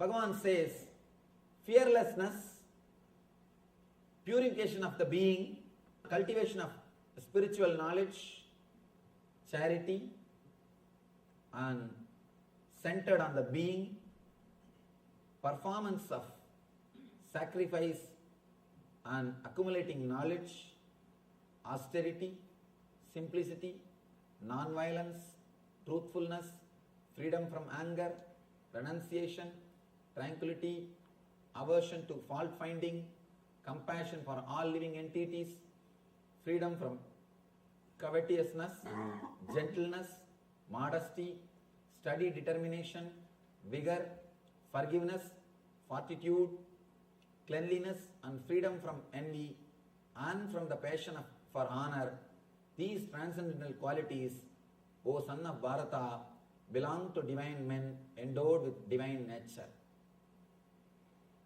Now, when you listen all these things with the attitude of me, usually what we do? Start practicing all these things. Start practicing all these qualities. Be very clear, if you start practicing all these qualities, one thing is sure, you will become mad. You will become mad. Nothing can be done. Because you will be fighting with yourself. You will be controlling your senses to strengthen your ego. When you try to understand all these things, when you try to understand all these ideas with your attitude of me, I, you will start practicing them to strengthen the idea of me, to strengthen yourself as a better being. Again and again. Masters prove. Masters are not better beings. They are totally transformed beings. Better beings are different. Transformed beings are different. The other day I was telling you that lion and sheep lion story. The story told by Vivekananda. Beautiful story. In that story, the sheep lion, he doesn't want to realize he's lion. He just wanted to be a good, strong sheep. He's asking the lion to give some technique for becoming a strong sheep. Same thing. If you straight away start practicing all these things, you may have little strong ego. Understand, that is why all these so-called tapasvis, people who repress themselves, will have a strong ego. Will have very strong ego. People who do tapas, people who repress themselves, you can see very clearly they will be radiating ego. Because they are doing all these things to strengthen. When you do all these things, naturally you will strengthen your ego. You will strengthen your ego. When you are completely blissful, relaxed, then if austerity happens, if tapas happens in you, you will never expect others also to do tapas. I have seen so many sannyasis, especially in India, continuously they blame the householders. Continuously they blame them. You don't do this, you don't do that, you are not right, you are not pure, you are sinner. The problem is, when you suppress, when you force yourself to do tapas, you are continuously burning inside. So naturally, sometimes you yourself get the doubt whether you are in the right path or what you are doing. Is it right? You get the doubt. Then naturally what we think, we have to do something. The doubt is coming up. Let us make others guilty. When you make others guilty that they are not doing right thing, you feel now, yes, what you are doing is right. When you make others feel guilty that they are not right, you feel you are right. When you see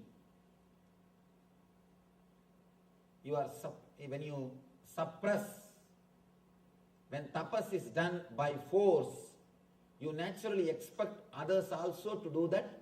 If they don't do, you create guilt in them, and by creating guilt in them, you wanted them to come to you and confess. When that happens, you feel more and more strong.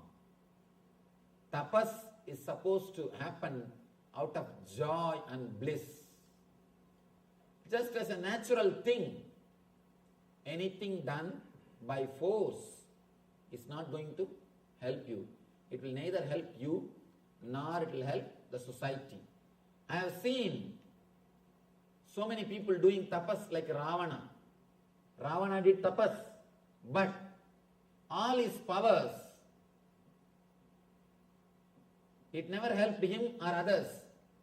He has become demon for himself and for others. He was killing others Finally, he has destroyed himself, because the tapas is from the attitude of me.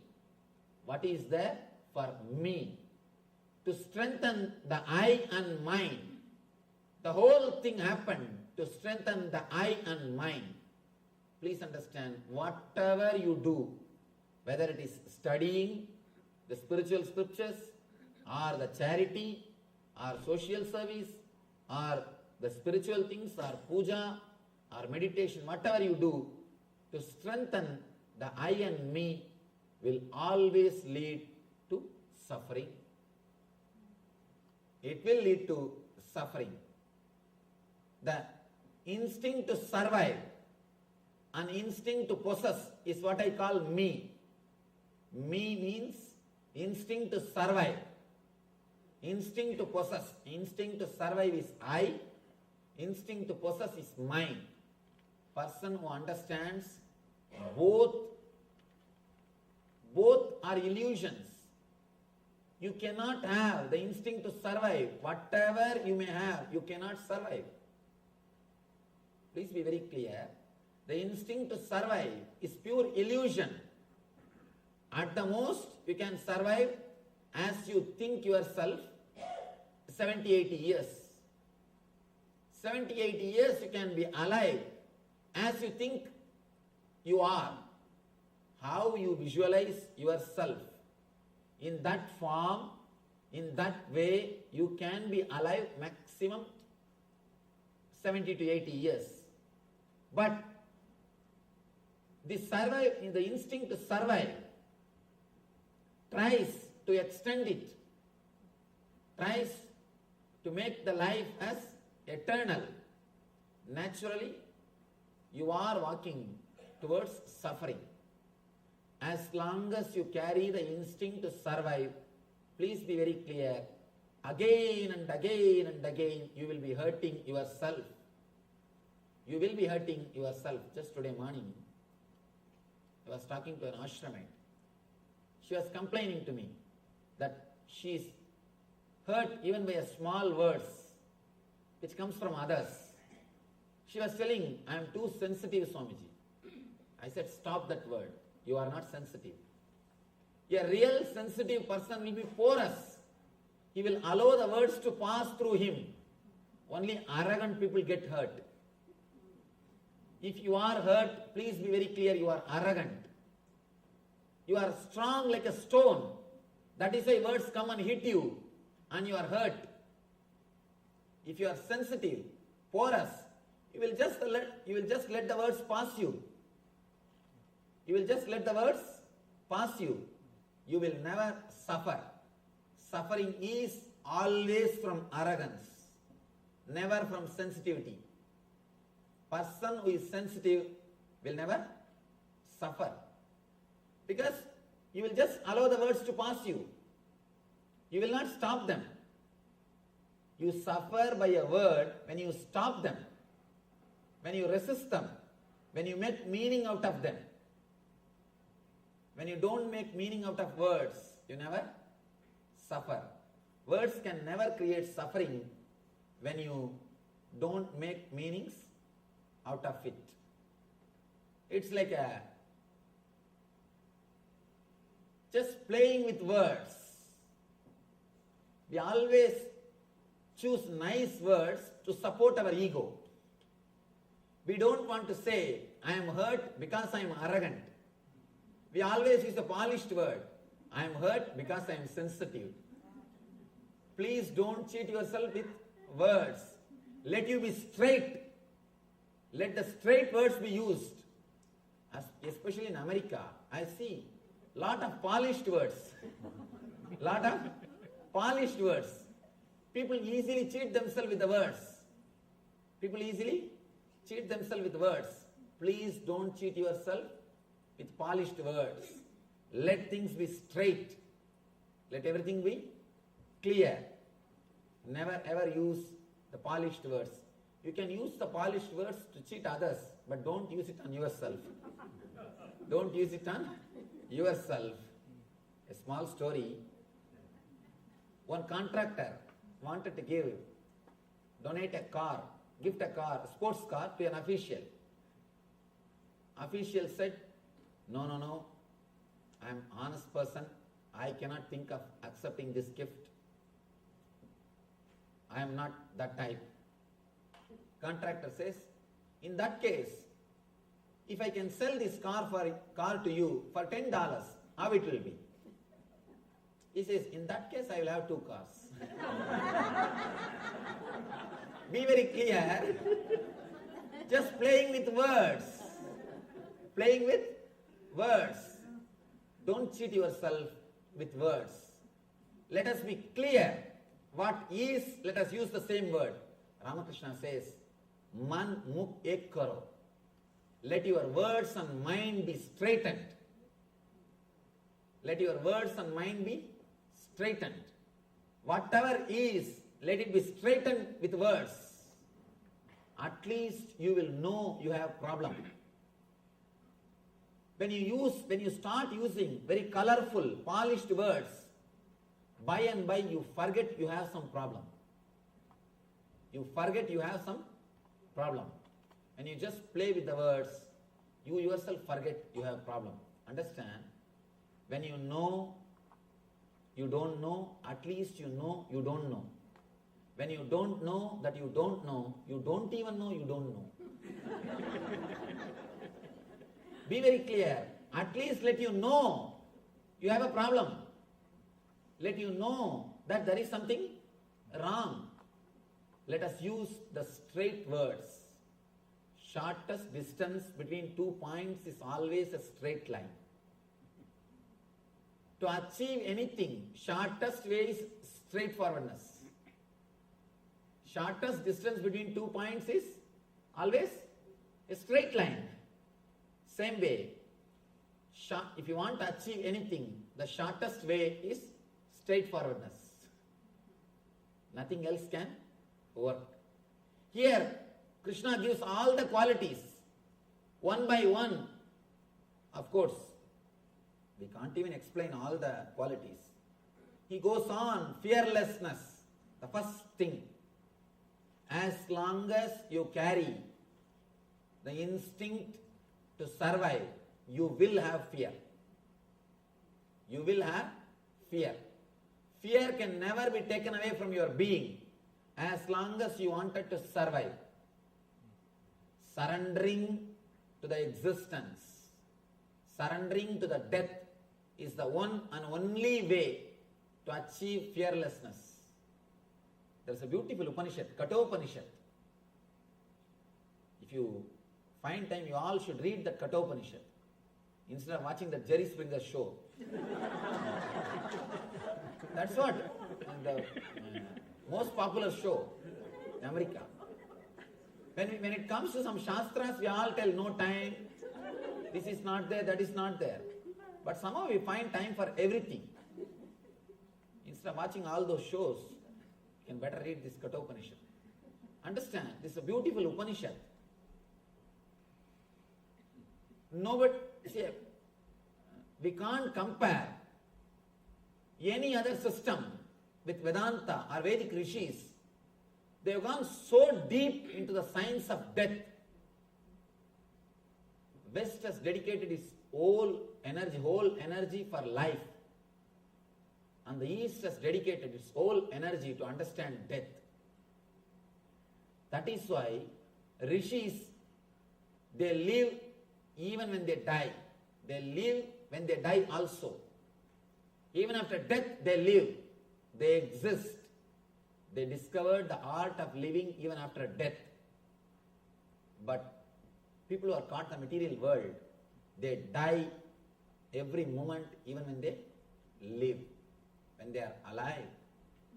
The Upanishad is the science of death. Beautiful story. Young boy goes to the Yama's abode, Lord of Death, Death's abode, and the story is beautiful. Yama receives him. Of course, 3 days he was not there. His servants tried to receive him, but Nachiketa is the hero. He says, no, I'll wait till Yama comes. When Yama comes, He comes and receives him. He welcomes him. Understand? Nobody goes to Yama's abode. Only he comes to our abode. Always he comes. When you try to escape from him, he is death. He will take away all your I and mine. All your possessions will be taken away from you. You cannot sign your check anymore. You cannot use your car anymore. You cannot have your relations anymore. Whatever you think as yours or you, everything will be taken away from you. Yours, all the wealth, relationships, your bank balance, everything. And you, what you think as you is that body. Even that will be taken away. Everything will be taken away when death comes to you. But when you go to him, see the story. Story says, Yamadharma receives Nachiketa with love and care. First thing, he becomes your host. Loving host. Next, he says, please have 3 boons.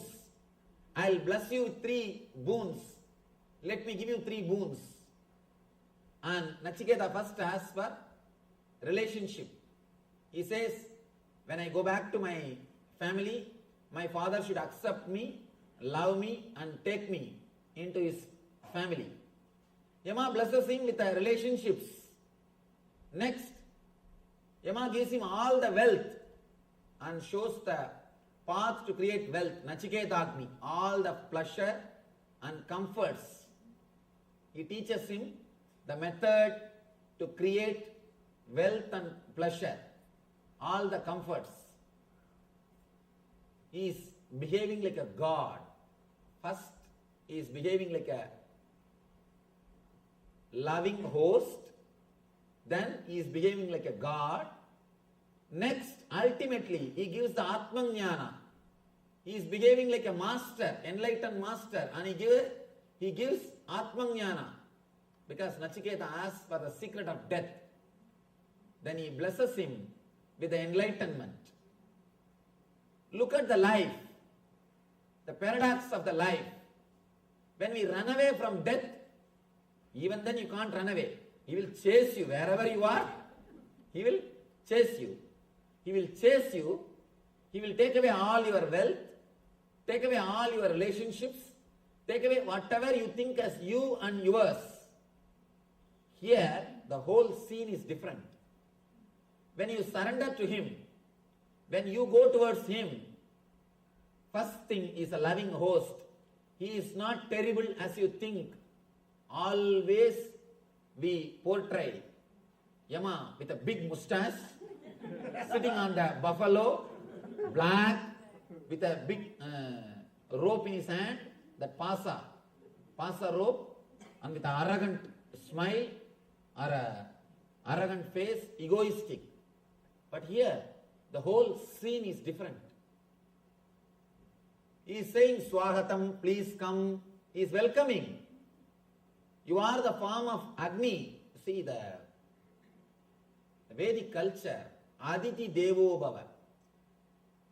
In Vedic culture, we respect Aditi, guest is God. Aditi means man who comes without informing in which Tidhi he will come. Tidhi.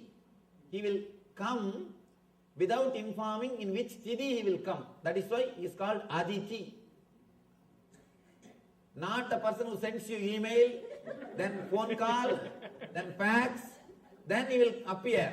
You go and receive him in the airport. No. He is not Aditi. He is your relative. You have to take care of him so that he will take care of you. That's all. It's a pure business. Please understand, all our things are pure business relationship. Aditi means a person who straight away comes to your life. The big problem is, in this country, the Aditi concept is lost. People can't believe, still in Indian villages, all houses' doors will be kept open in daytime. At least in the village I am born and brought up. Whole day the doors will be kept, the doors of the house will be open. I have seen. I will go to any house in that street and eat. And any kid will come to the house and eat directly. And the very idea Aditi is disappeared. People always tell me, Swamiji, India is poor country. I tell them, no. You don't know the value of that culture. For example, if you have to be received, taken care, and you have to stay for 3-4 days for your business purposes, how much you will spend? But in India, you have some friend, just one phone call. The whole thing is done, of course. Now there also, because of the cultural invasion, it is coming down. At least in villages, still it is alive. Where the Vedic culture is alive, still it is alive. Aditi Devo Bhava, we respect the guest as God. Guest is God. He says, you are Aditi. You have come to my house in the form of the Vaishvana Agni, means the Agni which we worship. The Brahmana is considered to be the embodiment of the Agni, the divine Agni. You have come to my house as the embodiment of divine. You are here. Let me respect you. Please forgive me. Apologize. Please forgive me. 3 days I was not here to receive you. Usually, we postpone Yama. Usually, we escape from him. When you go in search, he will not be there. That is the whole story. Usually, he chases you. You run away from him, but he will be there behind you. But if you turn and go towards him, you will suddenly find he is not there. 3 days, Nachiketa says, Yama is not there. Understand? The story is significant. It has got a tremendous truth in it. Nachiketa goes there and he finds Yama is not there. It means when you turn towards death, you will not find death as you imagined. Whatever imagination you have about death will not be there when you surrender to death. Now, because of your fear, you escape. Because you escape, he chases you. Both are like a vicious circle. If you understand, the moment you surrender, he will not be there as you imagine him, as you expect him. Naturally, that will add courage. And that courage will make you face him more clearly. When you face him more clearly, more courage. When you go in that cycle, it is called virtuous circle. This is vicious circle. We are caught in the vicious circle. Let us turn the whole thing to virtuous circle. If you understand this one Kathopanishad story, the whole idea about death will be transformed. When you go, he is not there. First thing. Next thing, he appears, but not as you imagine him. Not that arrogance, not that person who will take away everything from you, not with pasa, not on the buffalo, nothing. A humble host. Please come. Please come. Welcoming host, receiving you with all love and care. Next step, he is God. He blesses you. Ultimately, he gives you the Atmanyana, knowledge, enlightenment. We may think, how to go towards death, Swamiji? Shall we commit suicide? Please understand, suicide is not going towards death. Please be very clear. Never think people who commit suicide are fearless. They are most coward people. They commit suicide because they are not able to live this life. They are not facing death. They are escaping from life. Suicide is not facing death. It is just escaping from life. Escaping from life is different. Facing death is different. They just escape from life. Escaping from life doesn't mean They are facing death. Suicide is not the thing. Suicide is not the way. Face the fear. When the fear is created in you, when the fear happens, just go through. Don't allow the fear to frighten you. People come and tell me, Swamiji, I am afraid of my fears. Fear is enough trouble. Why are you afraid of fears? Don't allow the fear to frighten you. Sit in the room. Be yourself. Just sit with yourself. Let the fears come up. How long you will postpone the fears? How long you will control them? How long you will escape from them? Allow them to come up. Your whole being may shake. Tears may roll. You may have the deep depression. Let everything happen. Whether you allow this fear to happen or not, the incidents are going to happen. I can say our fears can be classified as a major 5 category. 1, fear of losing your wealth, comfort. Next, fear of losing some part of your body in accident or disease. Third, fear of losing your near and dear ones. Fourth, fear of losing your mental well-being. Fifth, fear of unknown, fear of death, fear of ghosts, fear of God, everything. Fear of unknown, fear of hell or heaven, everything. These are the 5 major fears we face in our life. All your fears can be brought under these major 5 categories. Major 5 categories. Allow them to come up. Sit with yourself. Give half an hour for your fears. Tell them, today I am going to face you all. Today, let me see what happens. Let your mind speak everything. Let everything come out. You may have the depression. Tears may roll. Whole body may shake. Let it come out. What can be done? You can't do anything. If you can, you would have done it. If you can, long before you would have done it. Very clearly,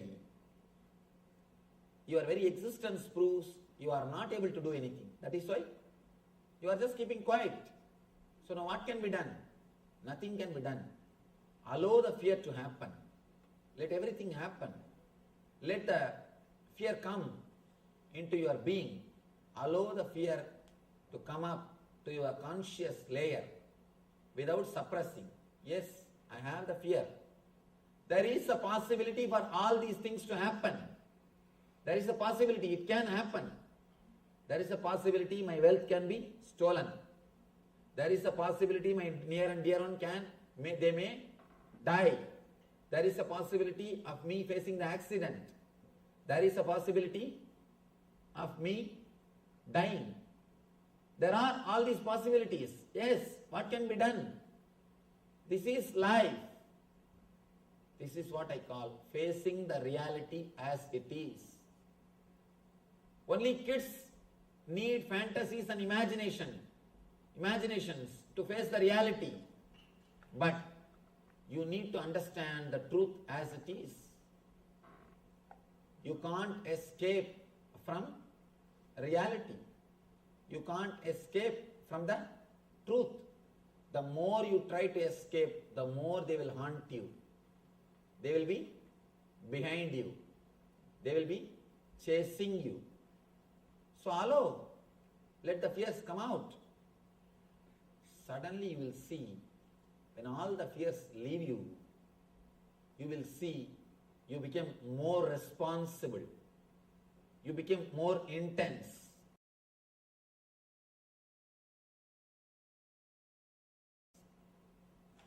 In our meditation programs, in the second level program, we have a meditation called Death Experience.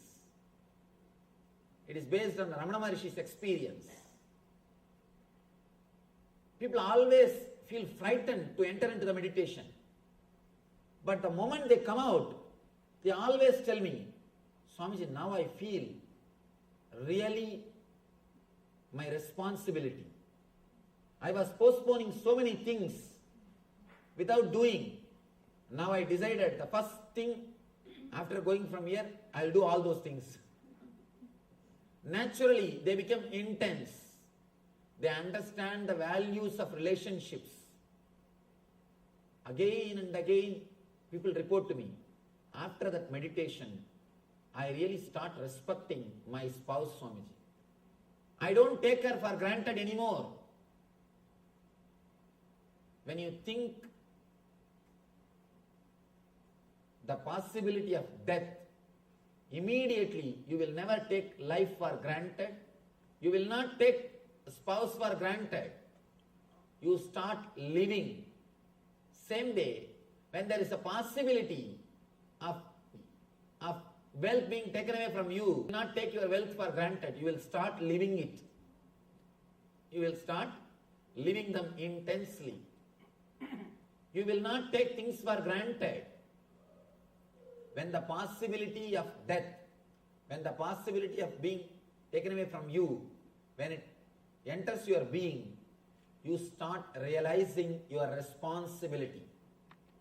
Granted, a small story, how we take things for granted. There was a king.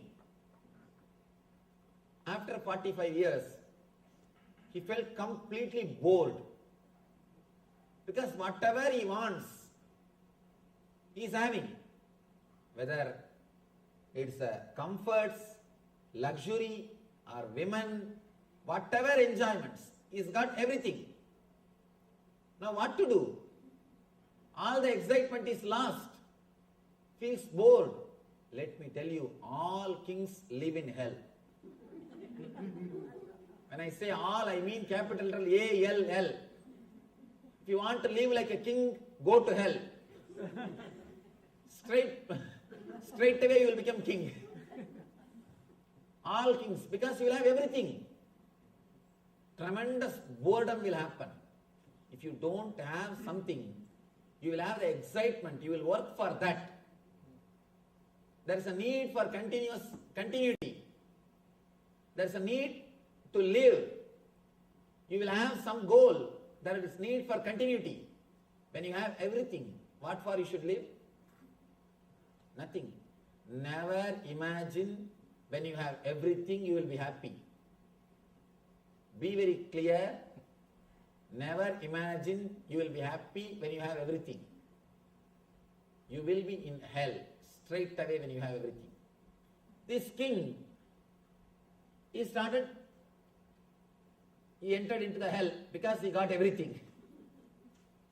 And he is totally depressed, bored. He doesn't even want to come out of the room. Whole day is lying. These ministers, they tried all their best. Whatever they can do, they tried to bring him out, to make him again alive, to give him a little excitement. They brought best comforts and luxuries from all over the country. They brought the best things from all over the country. And they brought all possible pleasures. But nothing worked.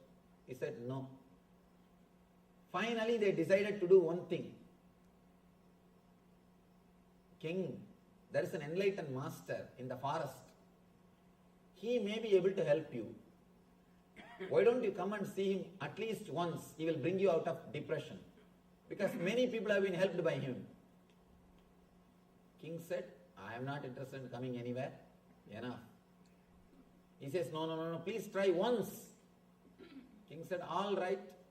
Anyhow, you are all telling so much about him. Let me try.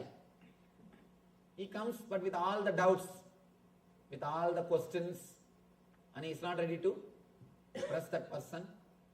First of all, he is suspecting whether he is enlightened or not, who knows. And he goes to the master and he just asks straight away, see, I just wanted to know, can you help me to come out of depression? That is the way these guys will question. Because they have come just to check out. They have not come to learn. They have just come to verify. I have seen so many people coming and asking me, can you show some path to achieve God? I tell them, please, I will try. Why don't you be seated? Why don't you have your seat? I will try. And they will come as if they have come to check me. And it's really fun. One guy, one young guy, well read in all these, the modern day books, Ramakrishna's life, Vivekananda, all these modern day saints' lives. This guy came and asked me, Swamiji, have you seen God? I just smiled at him. And I asked him, did you read Vivekananda's biography? He said, yes, I read Swamiji's Vivekananda's biography. I know how Vivekananda asked Ramakrishna, same way I am asking you. First thing, I cut out of his shirt so that he should not run away. I cut out of his shirt. You see, when Ramakrishna told, I have seen, Vivekananda simply followed Ramakrishna. Gave his whole life to Ramakrishna. Dedicated his whole life to Ramakrishna. Now I am not only saying I have seen, I will show you, come. Fellow ran away. Fellow just escaped. He is not ready to take the responsibility, but he just want to check out. He just ran away. I told him, I am not only saying I have seen, I will show you, come. Come and be with me, come. Simply ran away. The guys just want to check out. The king wants to check out. He goes there and asks casually, can you tell me something to get rid of this depression? Master straight away says, if you can bring all your wealth in one, put it in one gunny bag, bring it and bring it here, then I will teach you. Immediately the king decided, this fellow has nothing to do with enlightenment. He is a cheap, bogus fellow. And he is asking for all my wealth. He said, he did not even give a reply, he went away. But that night, he started slowly thinking, why should he ask for wealth, all my wealth? And there is some grace beyond my doubt. There is something about him is working on me. And one more thing, I tell you one thing. People ask me, Swamiji, how to find out whether somebody is enlightened or not? You can never find out by intellect. Never try to find out. Always try your best to suspect. If he is really enlightened, beyond your doubt, his form, his being will be there in you. You will not be able to forget him. Never remember. People always ask me, Swamiji, should I remember you? No. Try your best to forget. Try your best to doubt. If at all I had divine experience, that will work beyond your intellect. If I am going to help you, if you will be helped by me, beyond your intellect, you will simply fall. Let me be very clear. Simply you will fall. Through intellect, you can never analyze and understand. With intellect, try your best to say no. That's the best thing. If you try your best to say no, you will never be cheated. That's the best thing, right thing to be done.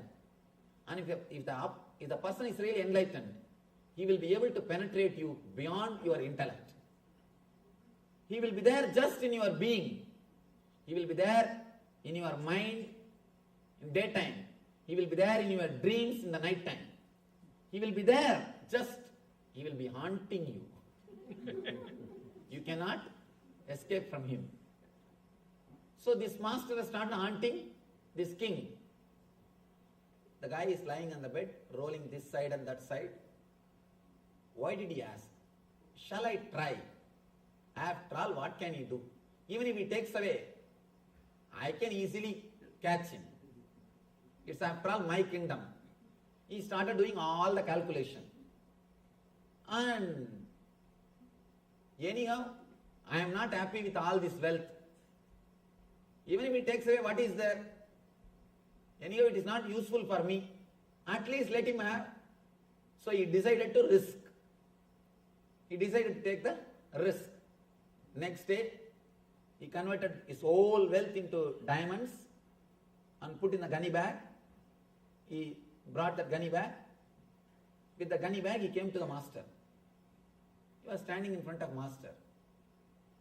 Without saying a single word, suddenly the master snatched the gunny bag and started running. Started running. King understood. This fellow is a cheat. No doubt. Now we know for sure he is cheat. Now we cannot afford this. He started chasing the master. You cannot chase a person who lives in the forest because he knows all the secrets. That is why these professional people can never catch bandits.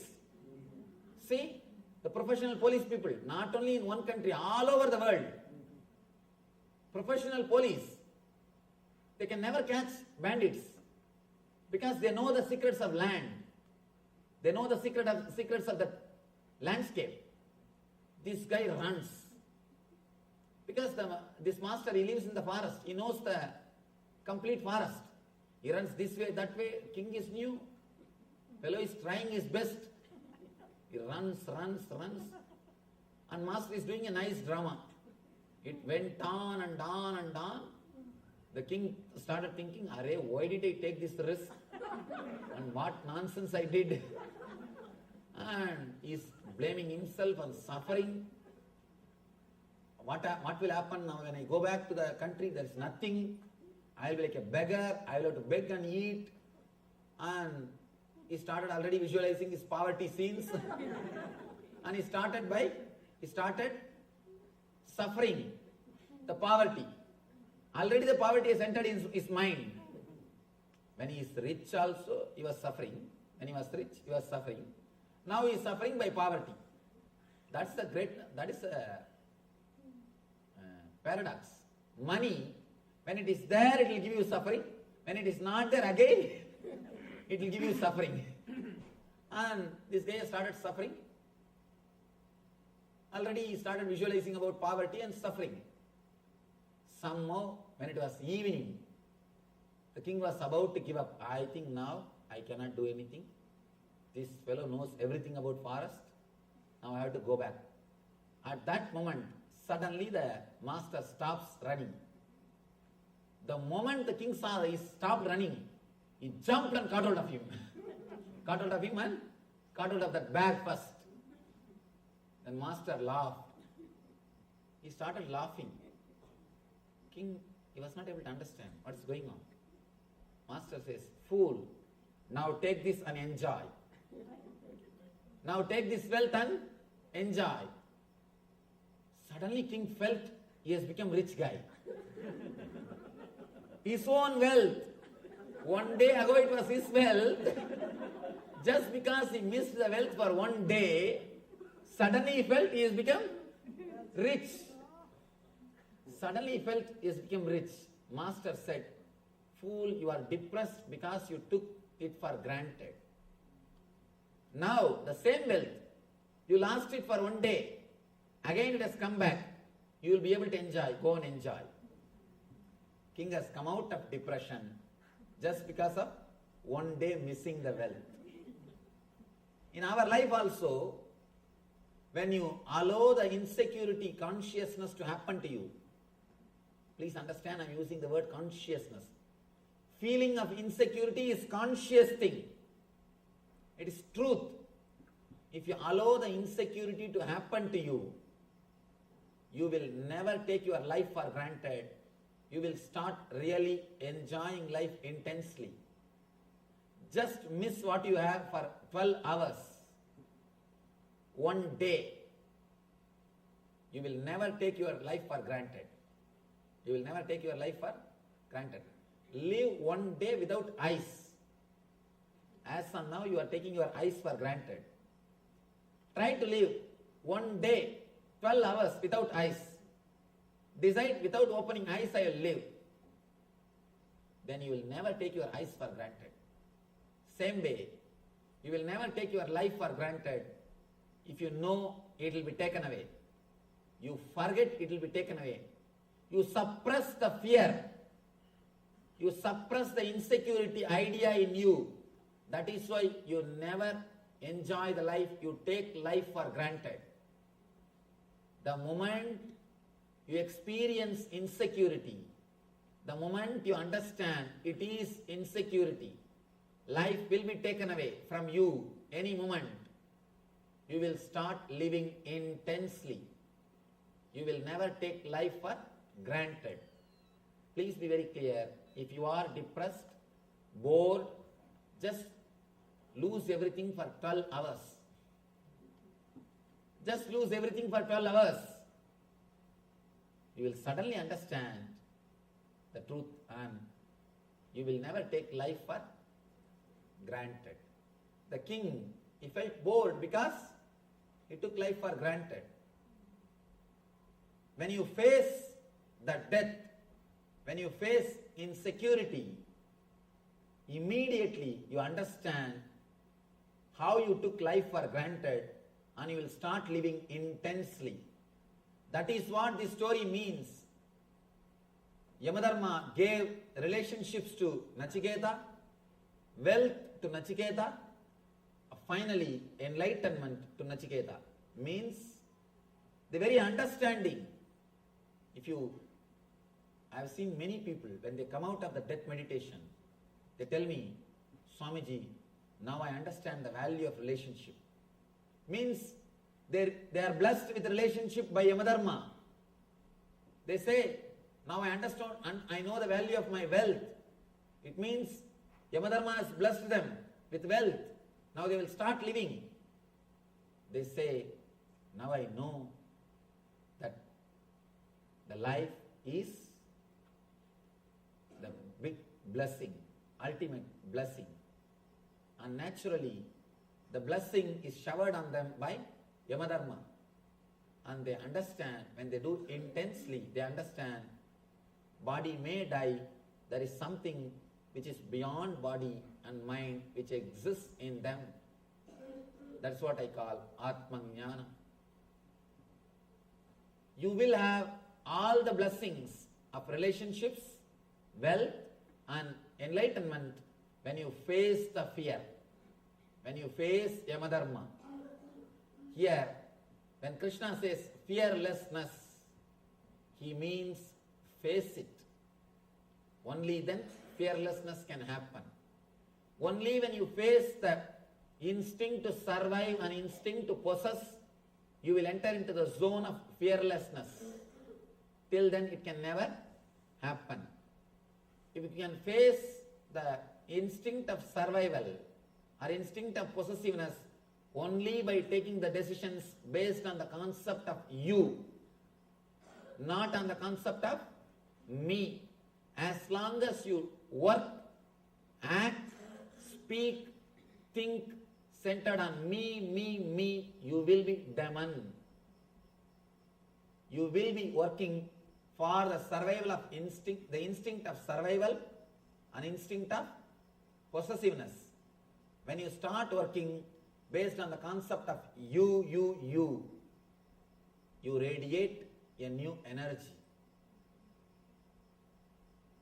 Just try for 1 week to live for others. Just try a simple experiment. I am not telling you to give away all your properties. No. I am not telling you to give away all your properties. I am not telling you to give away anything. Usually, always you think, what is there for me in this? What is there for me in this? If your wife calls you for a movie, you will say, no, I want to go to beach. You always stand with your preference. 1 week, just 1 week in your office, in your house, in your wherever you go, try to work, try to decide with the attitude of you instead of me. Just a simple things, very simple things, very simple decisions. I am not asking you to give away your properties. Just day-to-day life, simple decisions. Immediately mind will tell, no, no, no. If I start thinking based on you, people may take me for granted. People may exploit me. People may cheat me. All right. Now nobody is cheating you. You are living centered on the idea of me. You are protecting yourself. Are you happy?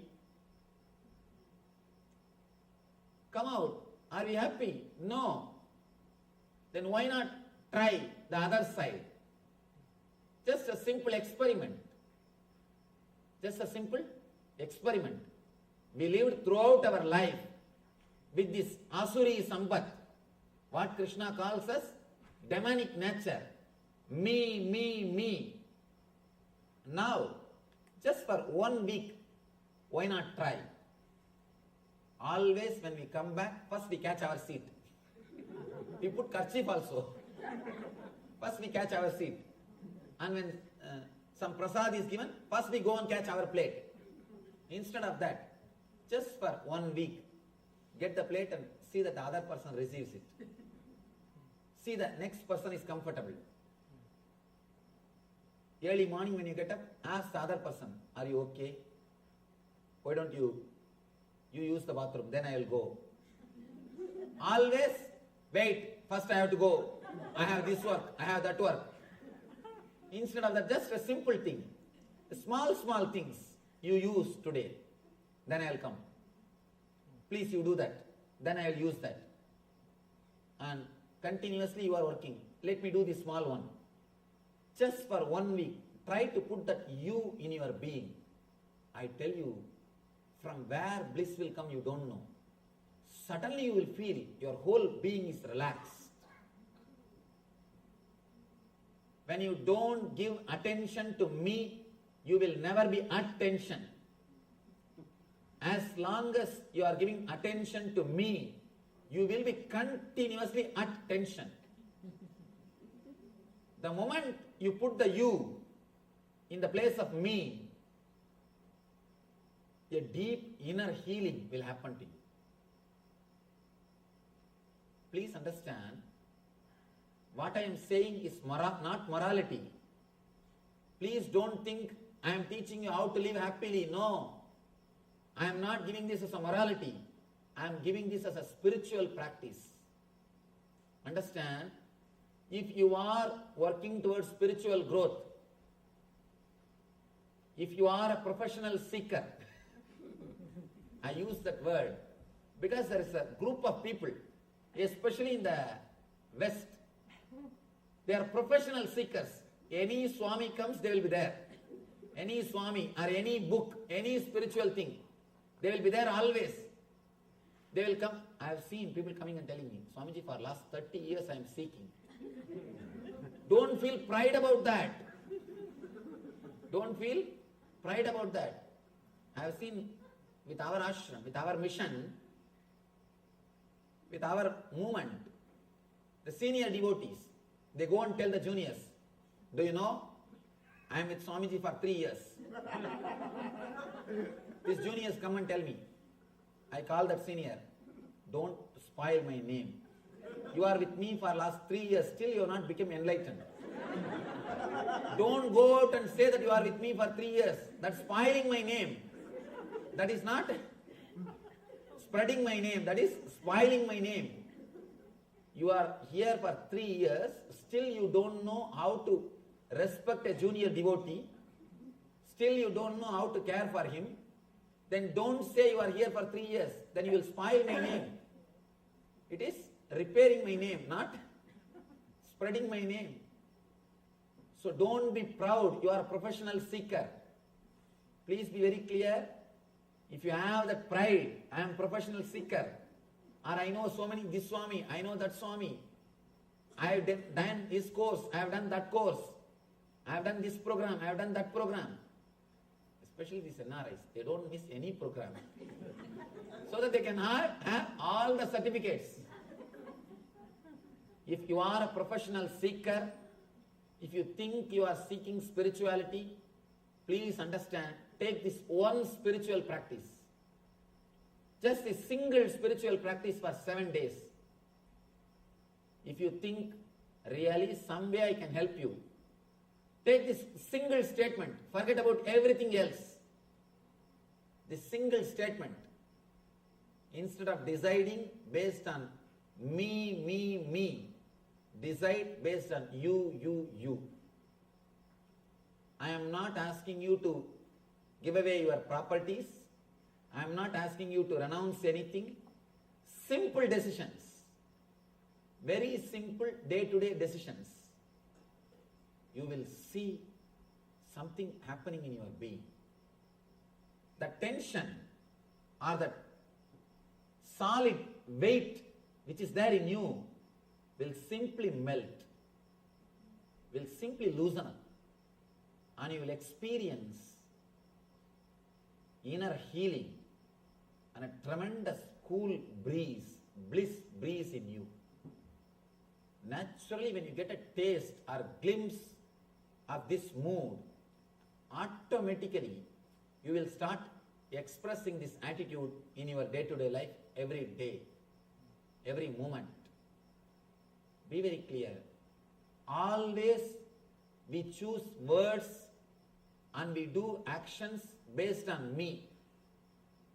When you are shouting at somebody, you say, no, I do it for his good, Swamiji. For his sake, Swamiji. When somebody else is angry, you say, see, like a demon, how he is mad at others and he is shouting. When somebody else is angry, he is shouting. When you are angry, no, I do it for his good only, his sake only, Swamiji. I have to take care of him. If I don't teach, who will teach him? And I am doing it for his good only. Please understand, don't play with words. Just be straight. Just be straight for next 1 week. Not even more than that. After that you can become your old self, no problem. First 1 week, just 1 week try. Very simple things. Instead of always deciding for me, decide based on you. And I tell you, the irritation which you carry continuously will simply disappear. The instinct to survive will disappear. An instinct to possess will disappear. You will become an empty being. You will become hollow bamboo. When you become hollow bamboo, you will become flute in the hands of divine. Whatever happens through you will be divine. You will imbibe the divine nature. Krishna goes on. He explains further, step by step, how to imbibe the divine nature into you, how to do the cognitive shift in the very deep level, subtle level. Please understand, working in the level of sattva, rajas, tamas is very difficult. That is like changing all the servants to change the master. You will never be able to do.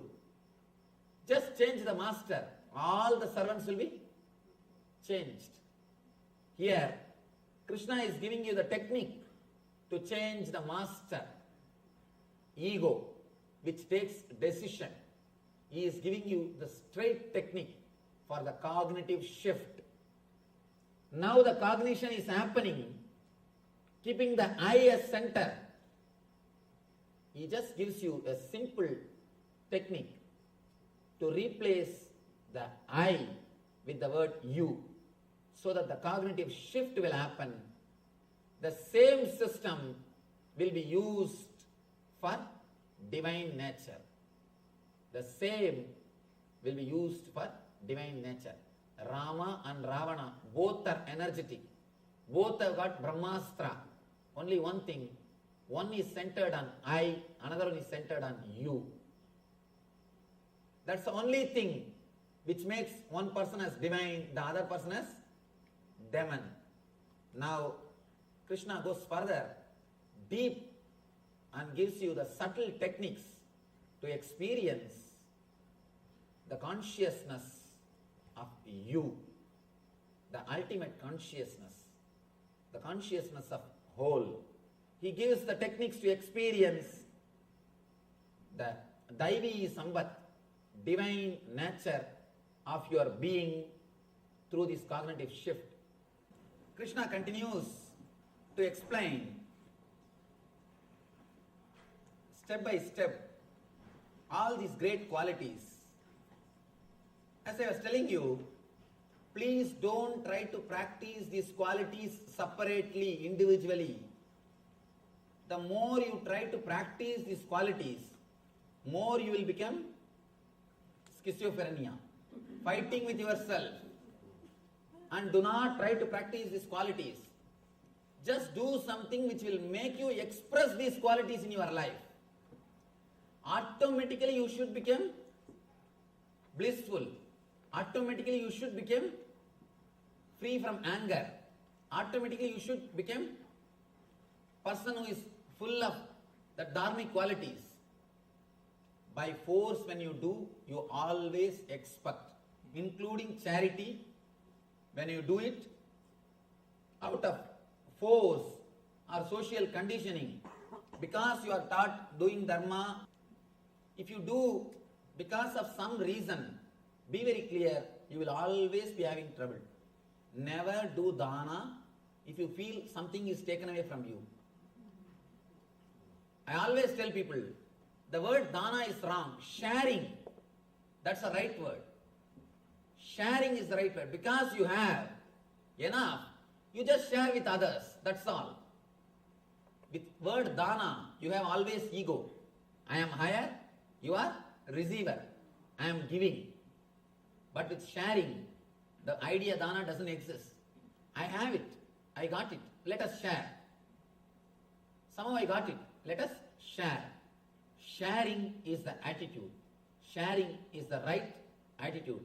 If you do it out of the concept I, even after doing charity, you will verify whether your name appeared in the plaque or not. Is there any spelling mistake or not? Is it right size or not? Is this less small font or big font? We will go around and verify. And be very clear, especially I have seen in India, in one tube light, they would have presented one tube light to a temple. In the tube light it will be written, Ramanathan's son Somanathan, in the memory of his father, his mother who passed away, Saundarya Lakshmi, presented to this temple on such and such a date, in black paint they would have written. When you switch the light, you will see only black line on the wall. No light, only the black line. Raman Maharshi says beautifully, when you don't ask, you will be given. I always tell people, when you don't tell, I will tell. There are many people who they do many things for the ashram. When they don't tell, I tell them. I tell the whole world. You see, he did all these things. He did all these things. When they tell, I keep quiet. Who's telling will work? When they tell, I think, all right, they themselves are telling, why should I tell? When they don't say, I tell the world. Please understand, when you don't do out of the idea of I, naturally, you will not feel something is taken away from you. Next thing, above all, you will feel the tremendous fulfillment. Anything should be done with the concept of you. When it is done with the idea of you, whatever you do will become like these beautiful qualities. Daivi Sampat. What Krishna says as Daivi Sampat.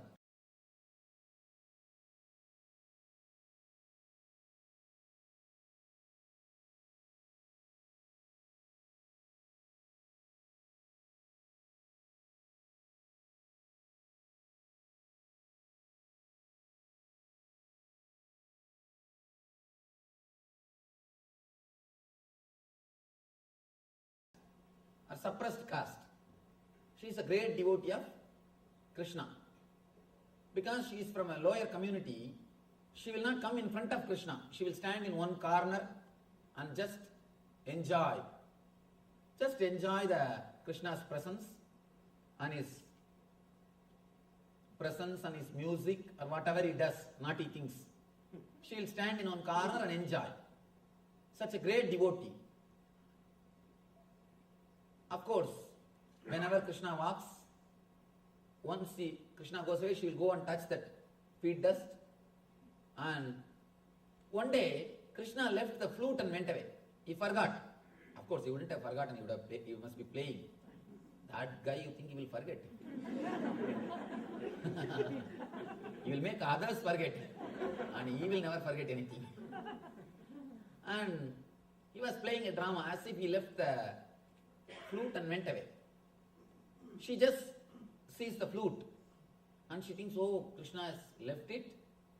I should take it and keep it in the house and hand it over to him properly. Nobody should take it away. Out of love and care, she takes that flute and keeps it in the house. And this fellow did not forget. Purposely he is playing the drama. Suddenly next day he says, somebody has taken away my flute. He starts searching. Or he is acting as if he is searching. Somehow he came to know that Tarangini is having that flute. She wanted to get that and give it to him.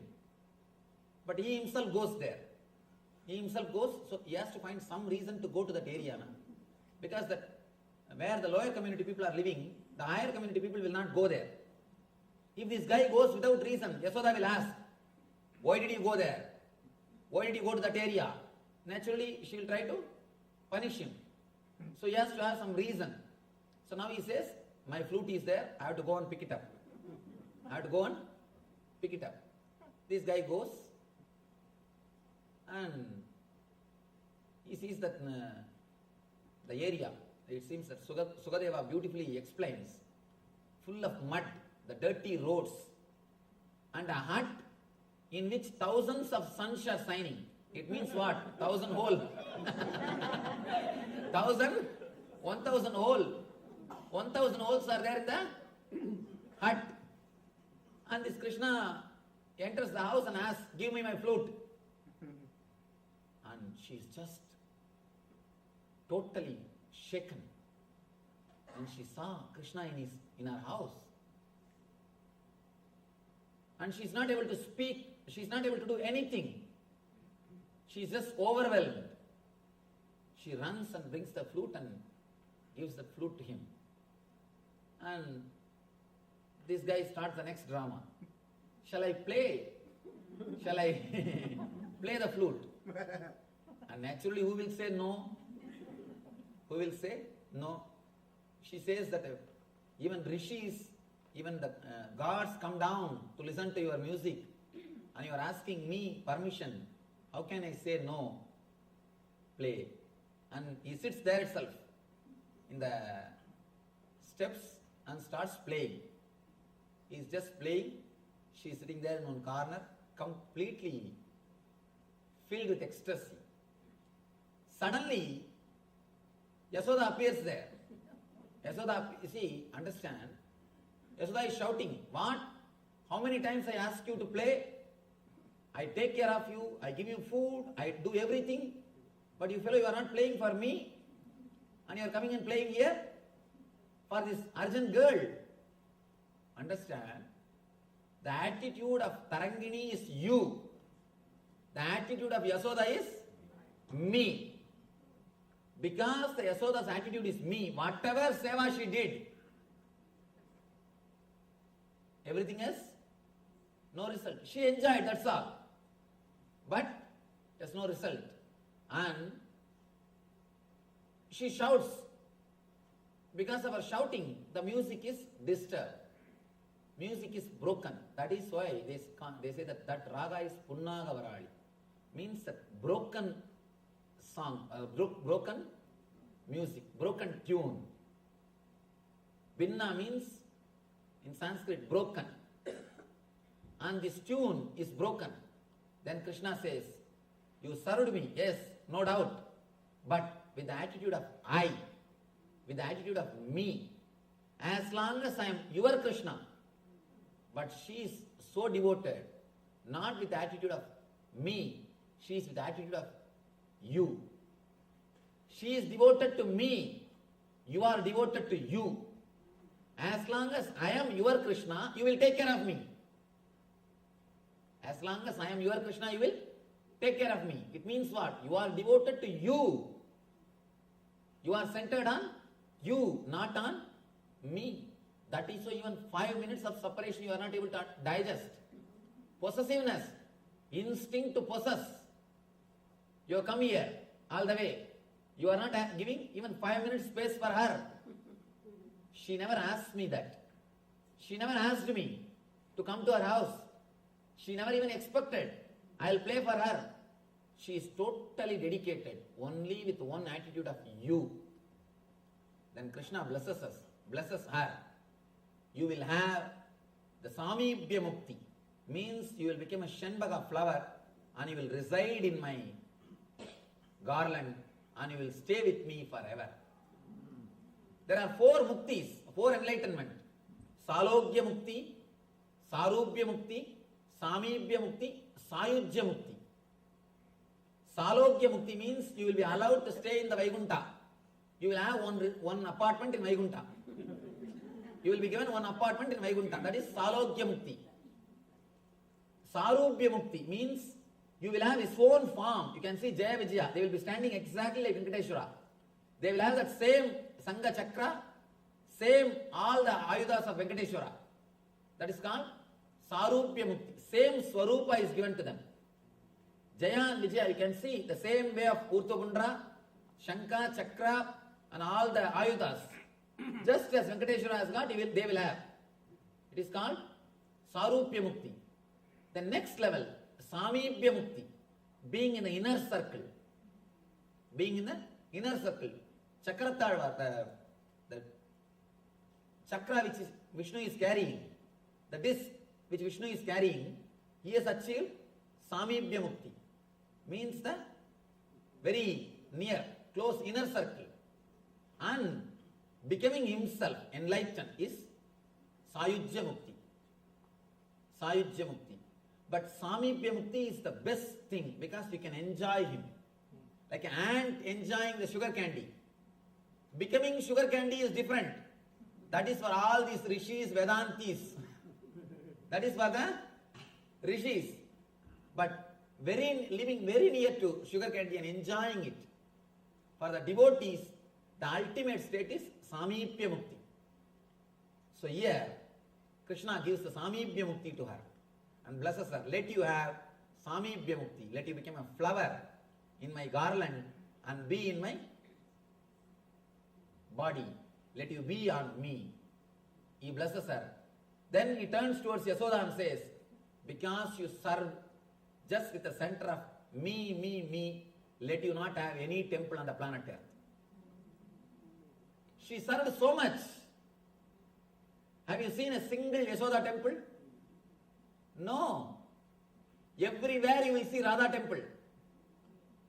In Vrindavan, if you go, Radha is much higher worship. Radha is worshipped more than Krishna. Throughout Vrindavan, even a milkman will say Radhe Radhe, Radhe Radhe. They will say Radhe Radhe. Not Krishna Krishna. Only Radhe Radhe. Throughout Vrindavan, only you will hear the word Radha. Have you seen a single Yasoda's temple? No. Because whatever service she has done, yeah, okay, great. But she did with the attitude of I. Because of the I attitude, because she was centered on the I attitude, she is not able to achieve. This Tarangini, even though she is born in low community, in the suppressed community, she was never around Krishna. She was never near Krishna. She always will stand away in one corner. So humble. She has not done anything to Krishna. I don't think, of course, she will not be even allowed to serve Krishna because of her community. But just because she lived with the attitude of you, Krishna goes to her house and she goes and blesses her. She goes and gives her liberation. The people who live in the world, as long as they live with the attitude of I, even if they run behind divine will run away. When you have the attitude of you, even if you live in your hut, which has got 1,000 holes, you will see Krishna will be there in your steps waiting for you. In your steps waiting for you. There are thousands of stories we can tell. This wonderful story to express how the I drives the divine, you brings the divine.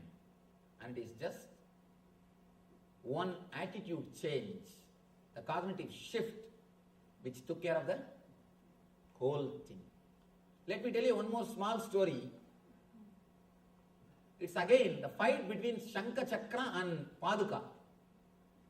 See, Vishnu has got a Shankha and Chakra and Padukas. One day, when he comes back after some picnic or dating, he comes back. Of course, Vishnu, you know, every day with one person he goes out. And he is a blissful energy. Not like Shiva sitting always in that old smashana, nothing to do. What to do? One or two old bulls are there, and nothing to see, nothing to enjoy. But Vaikuntha is totally different place. Vaikuntha is a fun place. And continuously dance goes on, and all variety foods are served, and everything is great. Vaikuntha is different. Vaikuntha atmosphere itself is different. And this Kailasa, all these old fellows with a long beard sitting and always chanting Om Namah Shivaya, Om Namah. How long you can hear? After 2 hours you will feel so bored. And you will ask for some entertainment. But here Vaikuntha is an entertaining place. And he comes back. He goes to his bedroom. He leaves the Padukas outside the room and goes to the bedroom to rest on his beautiful bed, the serpent bed, Adisesha. The Shankha and Chakra, they look at the Paduka and laugh at them. Laugh at the Paduka. See, you may carry Bhagavan whole day. When it comes to the room, you have to stay out, we will go near. You are not really at Samipya. We are the people who stay 24 hours with him. Night 12 hours you are out. So you have only half Samipya Mukti, not full Samipya Mukti. Only 12 hours when he comes out, he will be at his feet. When he goes to bed, only we will be there around him. We are having 100% Samipya Mukti. You are having only 50% Samipya Mukti. Then Paduka says, all right, what can be done? Whatever Bhagavan says, whatever Bhagavan thinks, let it happen. Next day when Bhagavan comes, Paduka asks Bhagavan, Bhagavan, these two guys are making fun of me. Shankha and Chakra are making fun of me. Is this really true that you are angry with me? And I have only 50% Samipya Mukti. Is it really true? Please tell me, what mistake did I do? Then Bhagavan laughs and tells, don't bother. Attitude at time doesn't mean that you are important or you are not important or they are important. Attitude at time does not show favoritism. I have no favoritism. Let you understand, each one has got different place, different work, different things to do. Then Bhagavan says, by worshipping Shankha or Chakra you cannot get mukti. Only by worshipping you people can get mukti. They can have liberation, enlightenment only by worshipping the Paduka, not by worshipping Shankha or Chakra. See that? Chakra kills. Shankha declares the victory. That's all. By worshipping Shankha and Chakra you cannot get liberation. But by worshipping Padukas you can get liberation. Then Bhagavan says, they have their duty is different. Your duty is different. Your responsibility is different. Your place is different. Understand, the Shankha and Chakra cannot give enlightenment. Only you can give moksha. Only by holding you people can achieve moksha.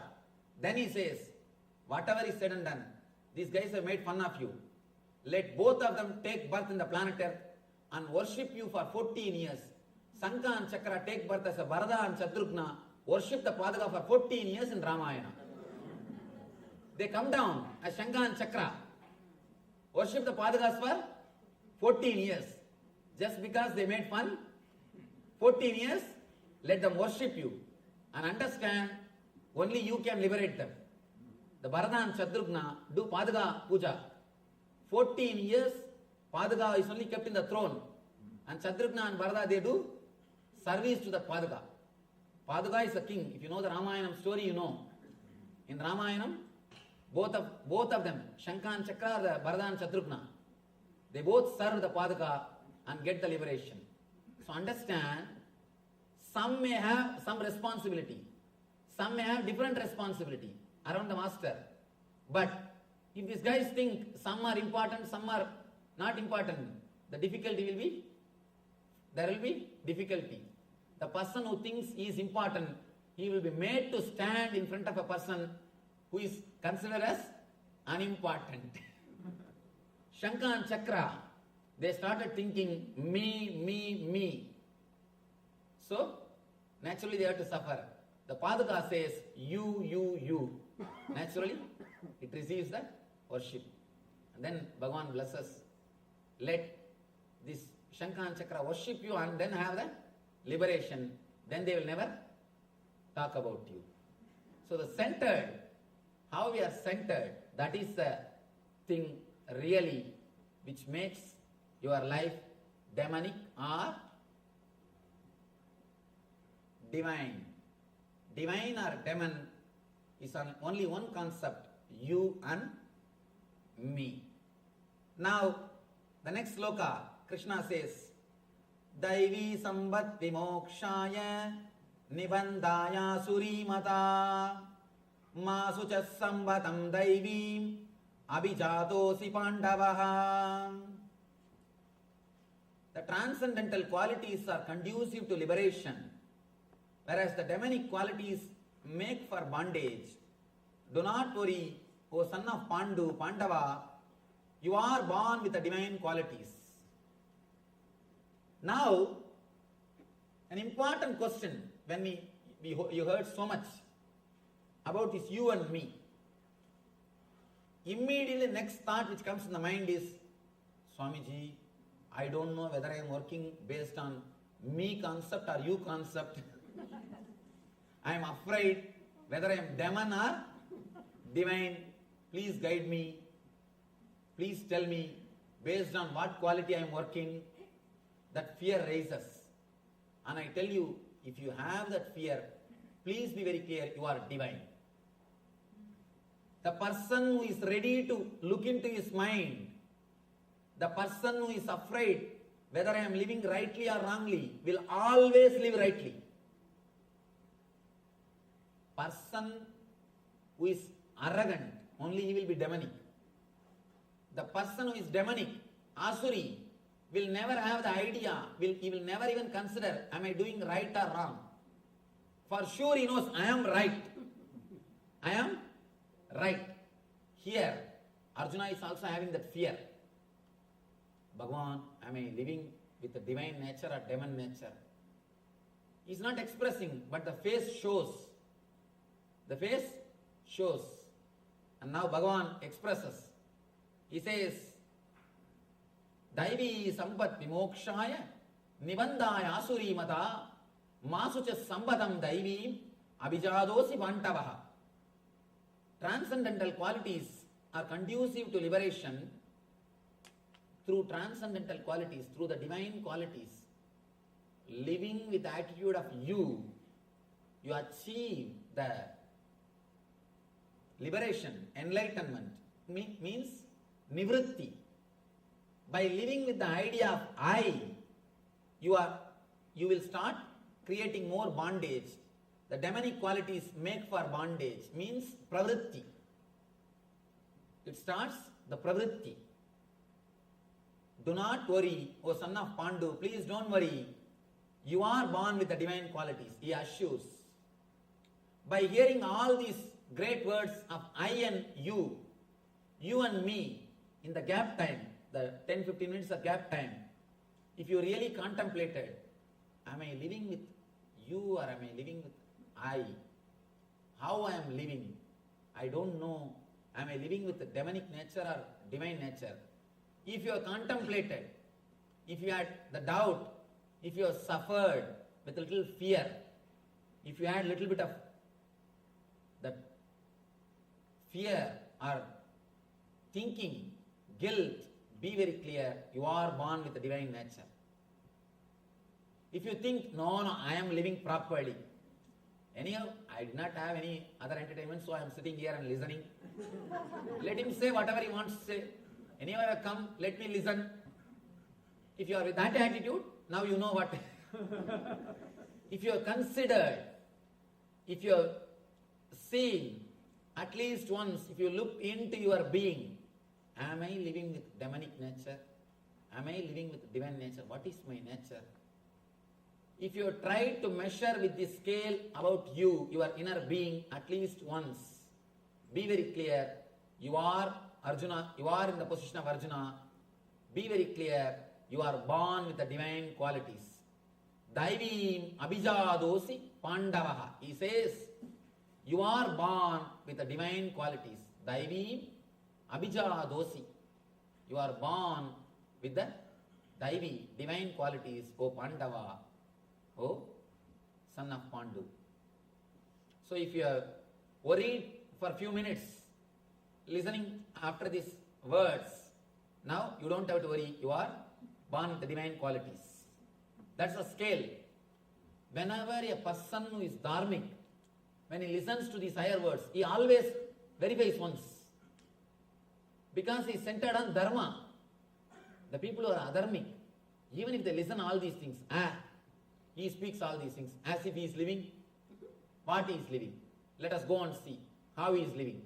Then let us see what he is speaking is falling in tune with his ideas or not. Person who is divine tries to chisel himself, tries to correct himself. Person who is asuri tries to correct the others. With asuri sambat, he is holding the chisel and hammer in this way. With the divine sambat, he is holding the chisel and hammer in this way. When you carve yourself, you become God. So, here, if you chisel, if you look into yourself, be very clear, you are born with divine nature. Now, Arjuna has become matured. The moment he listens these truths, he starts looking into his being. So, naturally, Krishna says, you are born with divine nature. Dvaubhuda sargau loke asmin daiva asura cha daivo vistara saprokta asuram partame shrunu. Partha, in this world, there are two kinds of created beings. One is called the divine and the other is demonic. I have already explained to you at the length of the divine qualities. Now understand demonic qualities also, so that you will understand and live your life blissfully and happily. He goes on explaining all the qualities of person who lives based on I. I don't think we need to understand all these qualities because we have already. There is no need to read all these qualities of a person who lives with I. Because we know enough of them. All we need to know is how to live with the attitude of you. Understand? When you live with the attitude of you completely forget you. You disappear into the existence. Let me give you a simple, one of the important technique. Even Krishna speaks about that. Just for 3 days, try. Think you are somebody else. You are somebody else. It may look funny what you are telling Swamiji. If you are a doctor, just for 3 days, when you have vacation, not on regular, when you are a profession, because I don't have praja means issues. Because I don't have issues, I myself do it for me. My Shraddha also, I am supposed to do it. So after the Shraddha, you have to lose your identity. You cannot carry your identity. If you are a doctor or a lawyer or an engineer or accountant, whatever you may be earlier before sannyas, you have to lose your identity.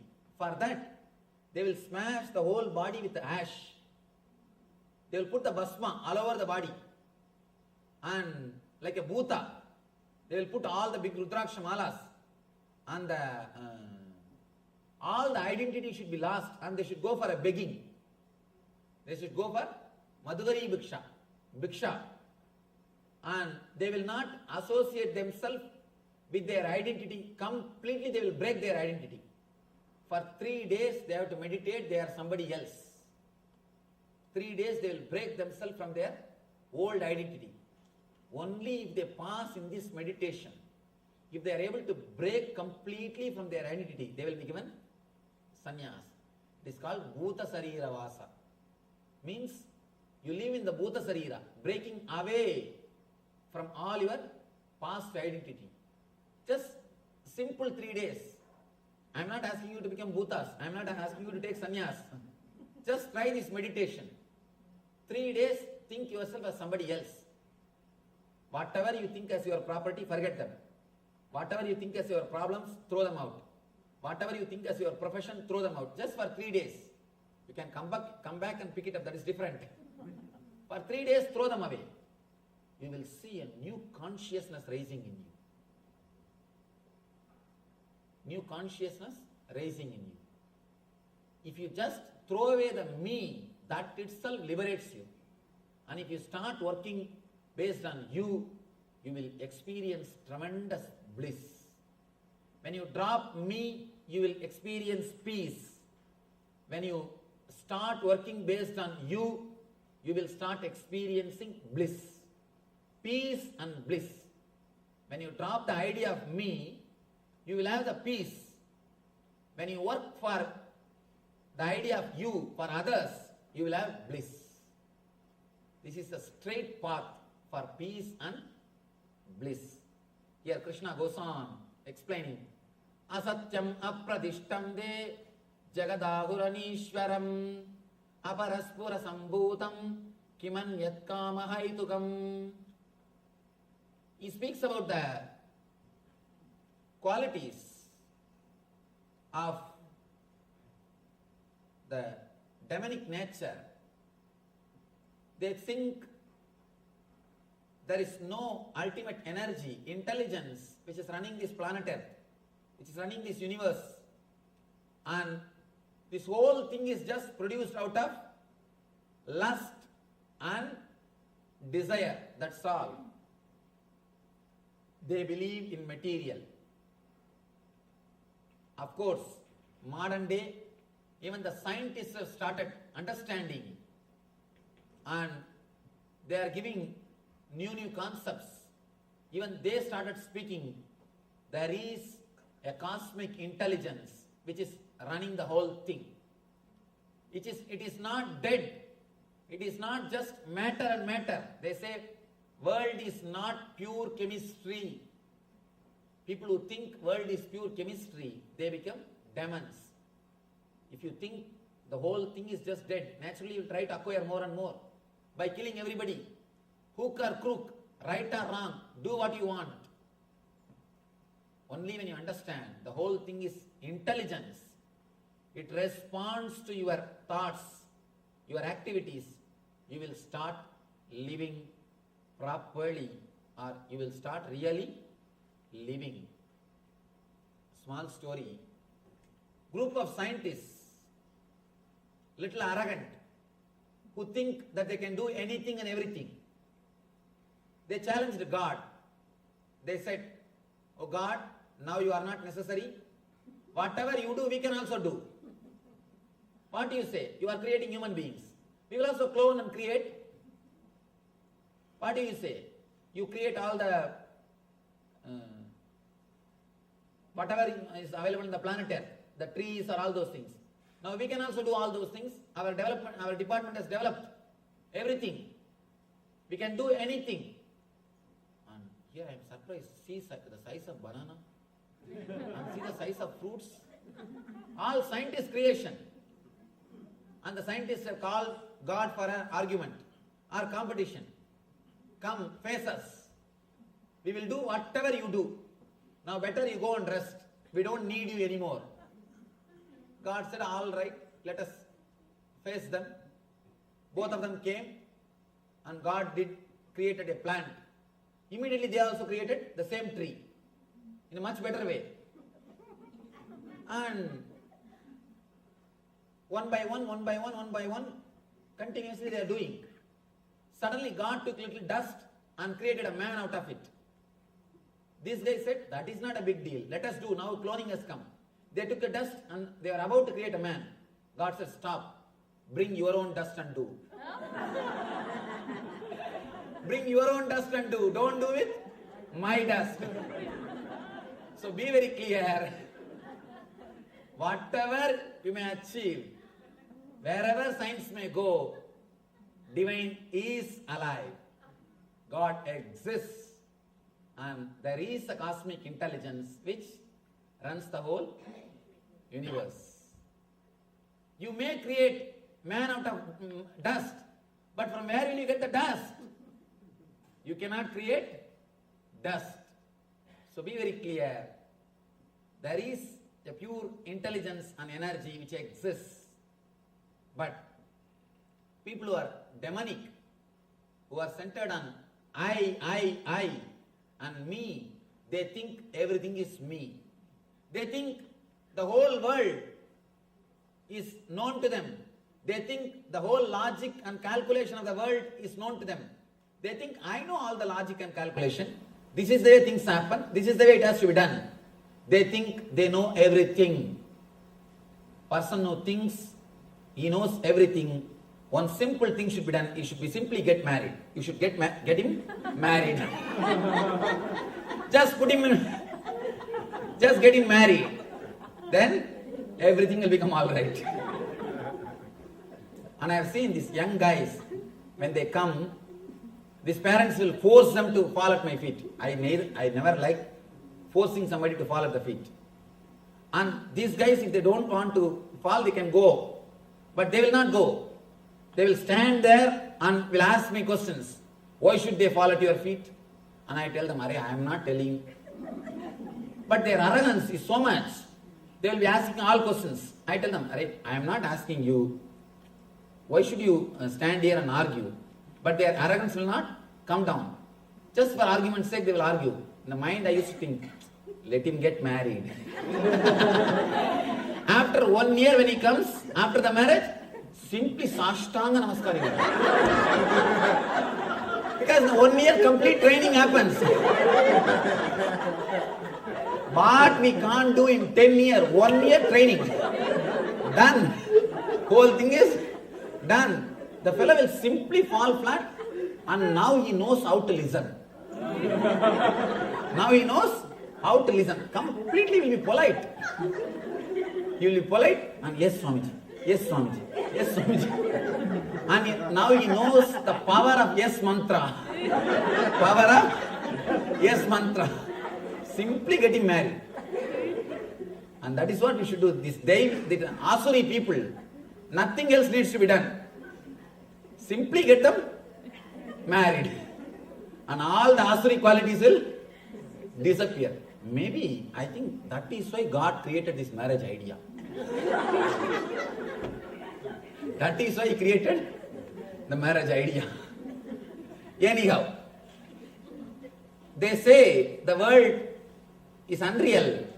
The foundation, with no foundation, no God in control, they say it is produced of sex desire and purely by lust. Asatyam, apradishtam, jagadahuranishwaram, aparaspara sambhutam, kimanyat kama haitukam.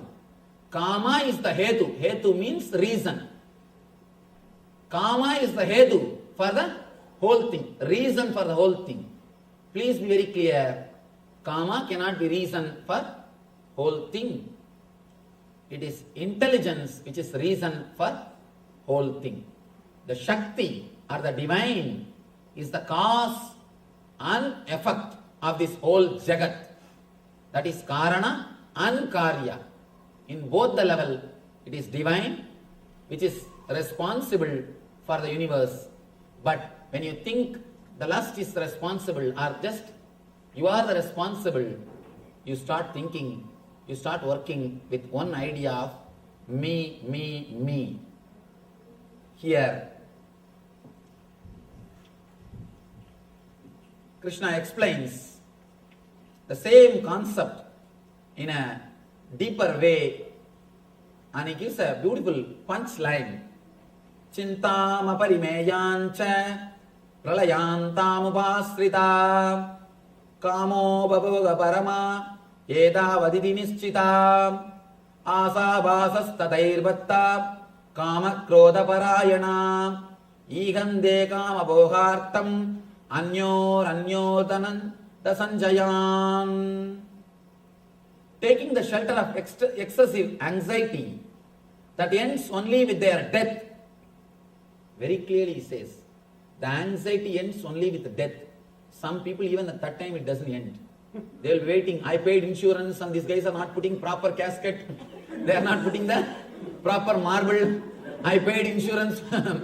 I paid so much of money for insurance, so much of insurance I paid. See, they are not putting sandwood baths. They are not putting these proper things. Even after that, the worry will not end for some people. That ends only with their death, engrossed in the satisfaction of desires, and regarding gratification of their desires as their sole objective in life, they believe in these bound in 100 loops of hopes, wholly occupied by lust and anger. They use immoral means, adharma, ihante, means to accumulate wealth for the satisfaction of their desires. These are all the qualities of demonic nature. Please understand, if you have any of these qualities, I am not asking you to change the qualities, change the attitude. Change the attitude. Otherwise, it is up to you. You can live as you want. And it is your responsibility. If you have any of these attitudes in your life, understand, change the being. This is time to start living with attitude of you, and experience the bliss. Let us pray to the ultimate energy, Parabrahma Krishna, the divine consciousness, to bless us all, experience the Daivi Sampat, divine qualities, and establish us in eternal bliss. Nithyananda. Thank you. Vasudeva Sudam Devam Gamsa Chanoramardanam Devagi Paramanandam Krishnam Vande Jagadgurum.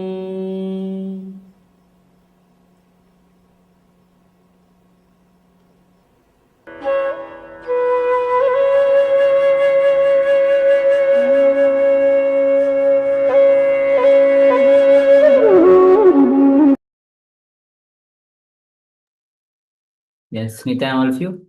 So relationship possibility. Well, through various sarcasms, Swamiji has been explaining how relationship is a possibility. Understand, you are your own friend and you are your own enemy. If you know the technique of how to lift yourself by yourself, you will become friend of yourself. If you let yourself down, you will become enemy of yourself. Nobody can hurt you unless you allow them to. Nobody can help you unless you allow them to. Again and again, lift yourself. Don't feel depressed. Don't have guilt. Don't get dejected thinking you are not able to do it. So again and again, lift yourself. Suffering or enjoying is created only by that one link, mind. So we have to understand these sacred truths. And the best way to do is, after listening directly from Swamiji, we will be doing a short exercise, a technique. So we'll do this process for 21 minutes. As you will be sitting by yourself, naturally some thoughts will be coming. The moment you see a thought coming, do not give meaning to it. Usually you give it meaning only if you connect it with your past. Without giving meaning to it, just remember to unclutch and see what happens. So for example, you're just sitting, you'll have some idea, you will feel that, okay, I got this idea, let me unclutch from this thought. Let me not give meaning to it. For a few seconds, there'll be a small silent gap. The moment you're aware that there is silence, it will become one more thought. Then unclutch from that also. And then again, there will be a gap for a few seconds, and then one more thought will come. You will feel the realization that you're in silence, I'm in silence, or I am unclutching. Then you need to unclutch from that also. Just the gap or the silence should become longer and longer and longer. That is the whole idea. And naturally, it is the nature of mind to wander somewhere after a few minutes. The moment you remember or become aware that the mind has wandered, just simply unclutch. There is no need to have guilt or be agitated that the mind has wandered. The moment you remember, unclutch. That is all. In the initial level, it will be very raw, very gross, like a solid fight. You may have to utter the word unclutching like a mantra. But in a few moments, you will see it will become a subtle process. Very naturally, you will enter into unclutching. With unclutching, every moment will be new. Every moment will be ecstasy. Every moment will be joy. Every moment will be excitement. Unclutching is a source of unending excitement. That is Nithyananda Spurna. Yes. So let's enter into this unclutching process where you will be sitting, and wherever there is silence, another thought will arise. Just unclutch. Go on unclutching. As a thought comes, just unclutch. Increase the gap between the thoughts, the silence. So let's begin this meditation on unclutching. Just sit with the eyes closed and unclutch. Let's begin.